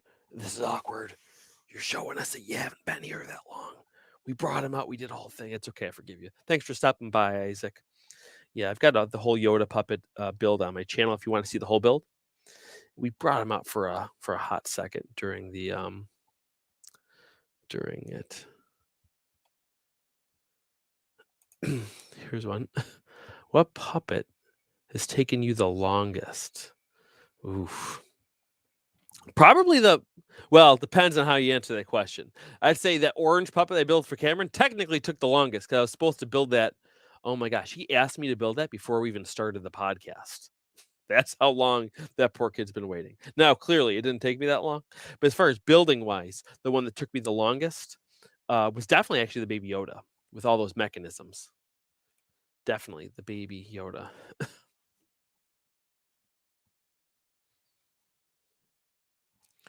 Okay, let me get some pupils on here. What do you think? I feel like I kind of want to do like one big pupil and one smaller pupil. Kind of make them look crazy. That's probably not enough contrast there. Maybe a smaller one like this. Is that still not enough? Maybe I need a bigger one. That's pretty good. I'll use these, and I'm going to cut those little nubs off.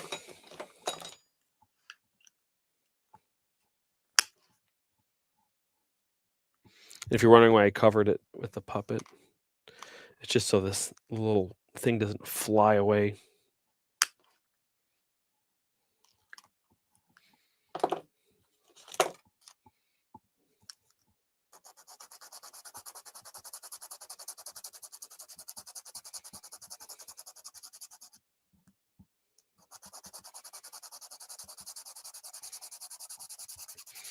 And if you want a little crash course on how to make these kind of eyes, I've got a whole video called like how to make pupils for your puppet, or I think I may have changed the title to how to give your puppet eye focus. I may have done that. Just type either one of those into YouTube; it should come up, and I show you a whole bunch of techniques for making pupils for your puppets. I think like 3 or 4 techniques, and this is one of them. Using the little stuffed animal eyes. Oh, I'll tell you what Hubble's eyes are too. They look like they're the same type of bead. They're actually not. I maybe could have used the similar type of bead, but what it actually is these are cast eyes that I think I have the exact mold here, or the exact eye. Yeah, it was this eye, this white eye, and what I did was I painted it black, and then I covered it in epoxy and let the epoxy cure so it had that shine to it. Now there's other ways to get that, but the epoxy is a really strong way to get it. So that's a fun little fact. But for little pupils, I like to just do this. And my favorite way to attach them is, of course, with super glue. It's the strongest thing. It's one of the strongest things in the world, actually.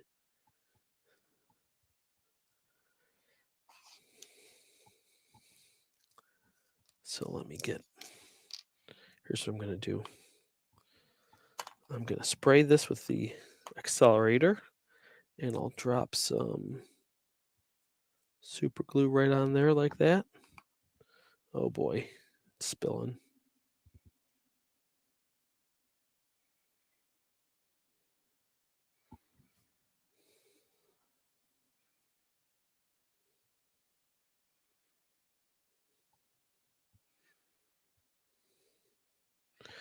Pretty good.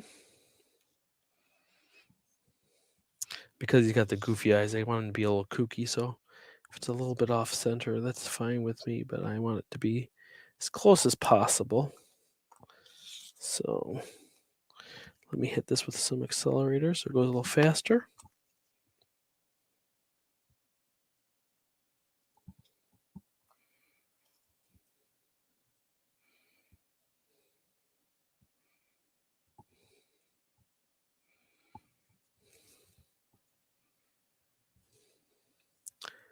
There we go. Let that sit for a second. Now, this accelerator, if you saw that, I talk about this in some of my videos. It's InstaSet. You can get it on Amazon. If you go to the supplies link on my page, you'll see a link to this too. This makes it set instantly, which is super, super handy. One of the most handy things in the world, because super glue actually takes forever to dry. Takes forever to dry. So that makes it so much handier. Makes it set instantly the second it touches that glue. So that's set. Let me just trim this eyebrows a little bit. I don't like it quite that.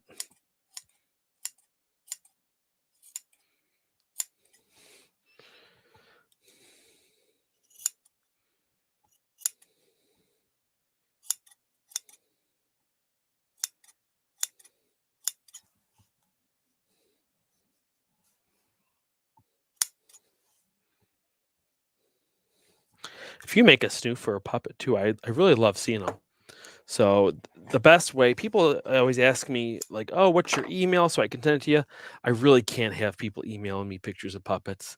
My email is already a dumpster fire. Okay, it's a dumpster fire. The best way where I can actually see them is and actually I barely even look at my email because it's a dumpster fire. But the best way is literally just post it on Instagram and tag me. Now when I say tag me, I don't mean like tag the photo with me. I mean like, um, "Hey Adam, I made this puppet at AdamKreutinger," or something like that. That way it actually shows up in my feed. When you tag me in the photo, it doesn't show up in my feed. It just like shows up in a tagged photos category, which I not on purpose, but I just never happen to look at it. So sometimes I check it like once a year and like, oh look, people have been tagging me in puppets for a year. Well, that's sad that I just noticed. But that's the absolute best way to send them to me. Or Twitter. Same thing with Twitter. What's nice about Twitter is I love sharing it too for people. So if I see it, I usually share it if I can.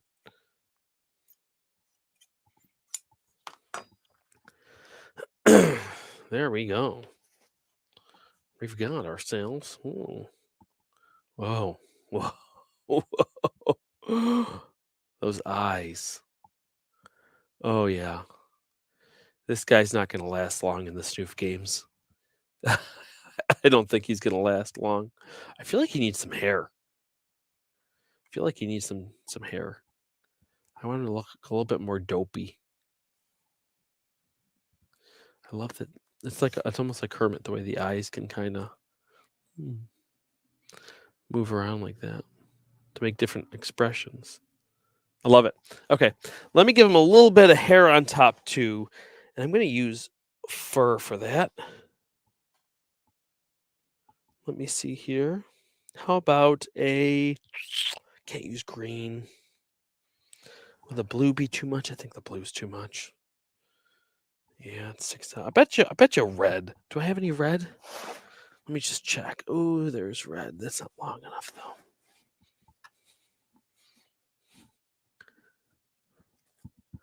See, I don't use red too much.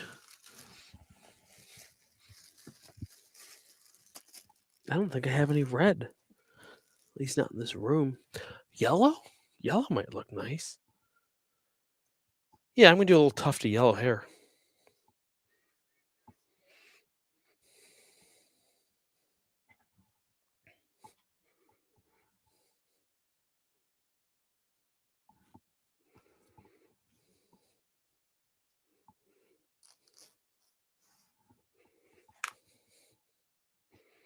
Okay. I'm gonna do this the painful way. I'm gonna stitch it like a little pocket and then put it on. And in the meantime, I'm going to take a quick question or two. So pop them back in there. Oh, is that who I think it is? Hold on, my computer's frozen.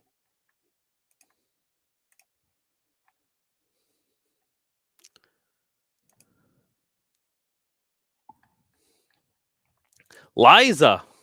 Yes, she says. I'm sorry, I don't know what that yes is to. I didn't see anything else. But Liza is an amazing puppeteer. She's doing some amazing stuff. She's been very helpful for me with some stuff I'm producing lately, and I feel bad. She messaged me yesterday. I got to message her back. I've been swamped with baby stuff and getting this last minute ready. But definitely check out. Look up her name there. It's on the screen, and check out some. Oh, ouch! I just poked myself with my needle. Check out some of her stuff because she's doing some amazing stuff and more stuff to come soon. I'm sure she's going to school now, and I'm sorry, Liz. I'm trying to remember. Is it film puppetry? Put it in the comments if you're still there. Definitely check out her work. She's doing some amazing stuff. Oh, here she is. Can be found on Instagram at Liza Tromel. I'm sorry if I'm not saying that right. I feel your pain with a name like Kreutinger. Oh my gosh. That's part of why I try to say it so much, just so people can get used to. It's one of those things. Is like I have those friends that I'm a lot of puppet people that I don't either never saw in person or rarely see in person, and I've never actually said their last names out loud. And for a long time, James Voital was one of them, and I never thought it was pronounced Voital. I thought it was like Wotoggle or something from the way it was spelled, and we just call him James. But we had him on the podcast. So it was very clear that it's I'm oh my gosh, I hope it's right. I believe it's Voital. James Voital. Amazing puppet builder. Check out his work too. And throw Liza a follow on Instagram.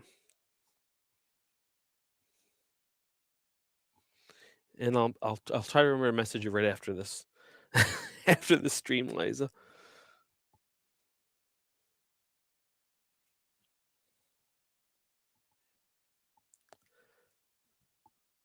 Oh, here's a good question. What type of thread do you use? This person really wants to know. Look at all those question marks. I use upholstery thread. It's my favorite. Use it for everything. Fur, fleece. And here's the reasons why I like it. Number one, it tangles way less. The standard just seems to tangle. And I'm talking for hand sewing only. For machine sewing, I do use standard thread. But for hand sewing, I like to use upholstery thread. I'm sure pretty much any upholstery thread will work. The tag's not on this one, but it's from Joann's. But actually, I think I got that on Amazon, but it's the same brand. It's the upholstery thread from Joann.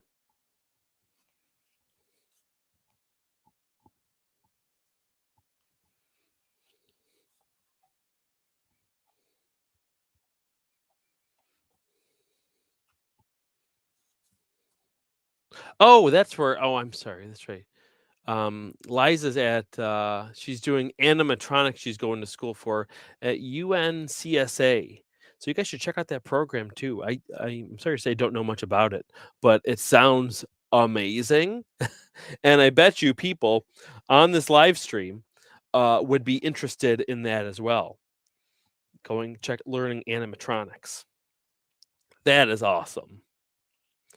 I'm sure people who went to school for that went on to work for building things for Disney or at Animax or maybe even Henson Company and other places. A lot of cool stuff. And I'm sure a lot of movies and things like that. Definitely. And if you check it, if anyone checks that out, well, let them know you heard about it through us, through Liza on the Puppet Nerd live stream.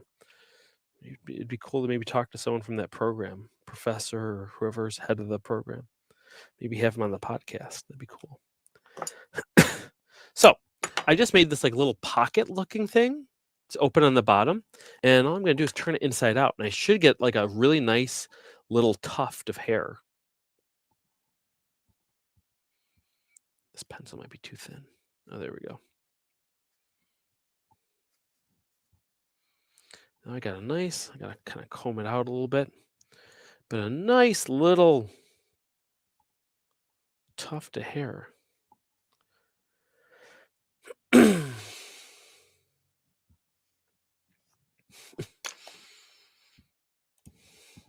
My favorite ventriloquist / comedian is Jeff Dunham. He's amazing. I like Landon Harvey, but Jeff's okay. Let's just say Jeff's okay. No, I'm kidding. Yeah, he's pretty funny.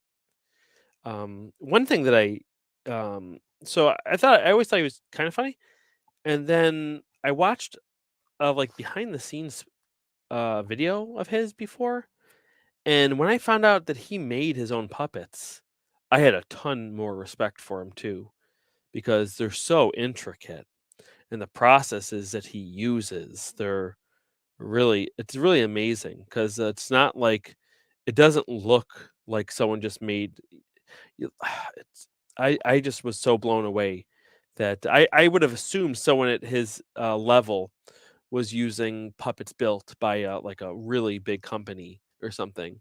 So when I found out he was making them himself, I was I was pretty shocked and blown away and had a lot of respect for him. Um, we'd love to have him on the podcast. I emailed his publicist before about having him on the podcast when we first started it. The podcast was only like 3 months old. He would have been like the fifth guest or something had they said yes. But they're like, he's well. What they said was like, oh, he's not coming to Buffalo, so we have no need to advertise to them. I'm like, oh, I don't think you understand. People from Buffalo don't listen to our podcast. We just live in Buffalo. People from all over the world listen to our podcast. Not just it's not a regional podcasts aren't regional. It was just a weird. It was just I thought it was kind of a weird statement. And then they're like, oh well, he's not doing advertisement now. I'm like, I was like, yeah, but like we're not really about just like we do like to advertise and promote our guests, but like it's really about just like being part of the puppetry community. Now, obviously, I didn't say that back in the email. I just took the L and figured we'd try to contact him in the future. If anyone has a connection, though, feel free to let him know about our. We'd love to have him on. I think he'd have some really cool things to say. I think people would love to hear from him. So,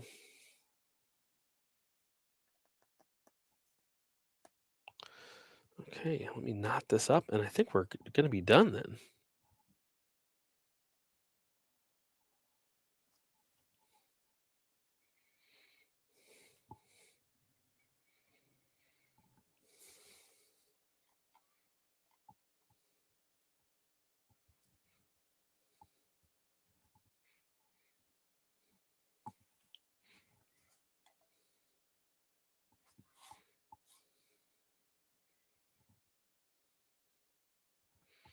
Oh, we have a Camp Puppet alumni watching.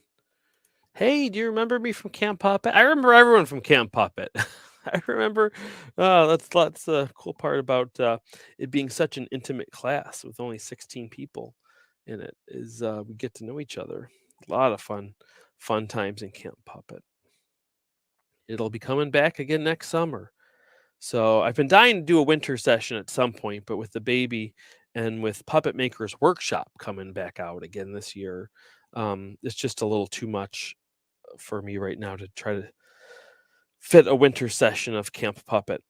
But next year, I'm 99% sure, 99, almost 100% sure that we're going to be doing international shipping next year. For if not for all the sessions, at least for one of the sessions. But which is great. But the only caveat to that is time zones. We did a little experimenting with like 2 or 3 students last year. And the time zones they did it and they loved it, but the time zones it was very early for them. They did it before school. I think it was like 5 in the morning for them. But we had a good time anyway. Oh, that just brings it together, I think. Oh my gosh. Oh my gosh. Well, here we have our little snoof that we made today. And you're going to see this little guy in the snoof games. In snoof game. So keep an eye out for that. And also, if you're watching this now, put in the comments what you think his name should be. And which game do you want him to get out on? Why don't you put that in there too? We're going to be doing similar games. We're going to adjust it a little bit. The consequences won't be quite as severe, but it'll be really fun. It'll be really fun. I think you guys will enjoy it. But anyway, guys, thanks so much for your support with this. Again, one more time, please, if you're willing to, we really appreciate you sending some diapers over for the baby who's going to be coming in a week or so. Make sure to follow my Instagram at AdamKreutinger. There's a link down in the description, I believe. If not, I'll add it to it there right after. And you'll see updates on the baby there, without a doubt. So stay tuned. There's a lot of fun stuff coming. I've got so many different plans for videos, for more workshops. Puppet Makers Workshop 2 is coming out soon. We're doing a penguin puppet. That's going to be information released on that probably within 2 weeks or so. It's going to be run a little bit differently because of time restraints last time. Luckily, we were able to get through it with everybody. But it's going to be a little bit more spread out, which I think is going to help people schedule. It's going to be a lot of fun. And yeah, thanks so much to everyone for your support, and especially anyone who was able to send diapers or a couple bucks to help us get diapers, or people who just shared some videos of mine. Thanks again. And also let me know what else you'd like to see. Like I said, I've got a whole bunch of stuff planned for this channel for different videos, but I always like looking at the comments for ideas. And I don't always have time to comment back. Sometimes I'll just hit like or something, but I try to read as much of them as I can. And sometimes you guys give me ideas for different things to do. So thank you again for your support. And well, I will see you next time.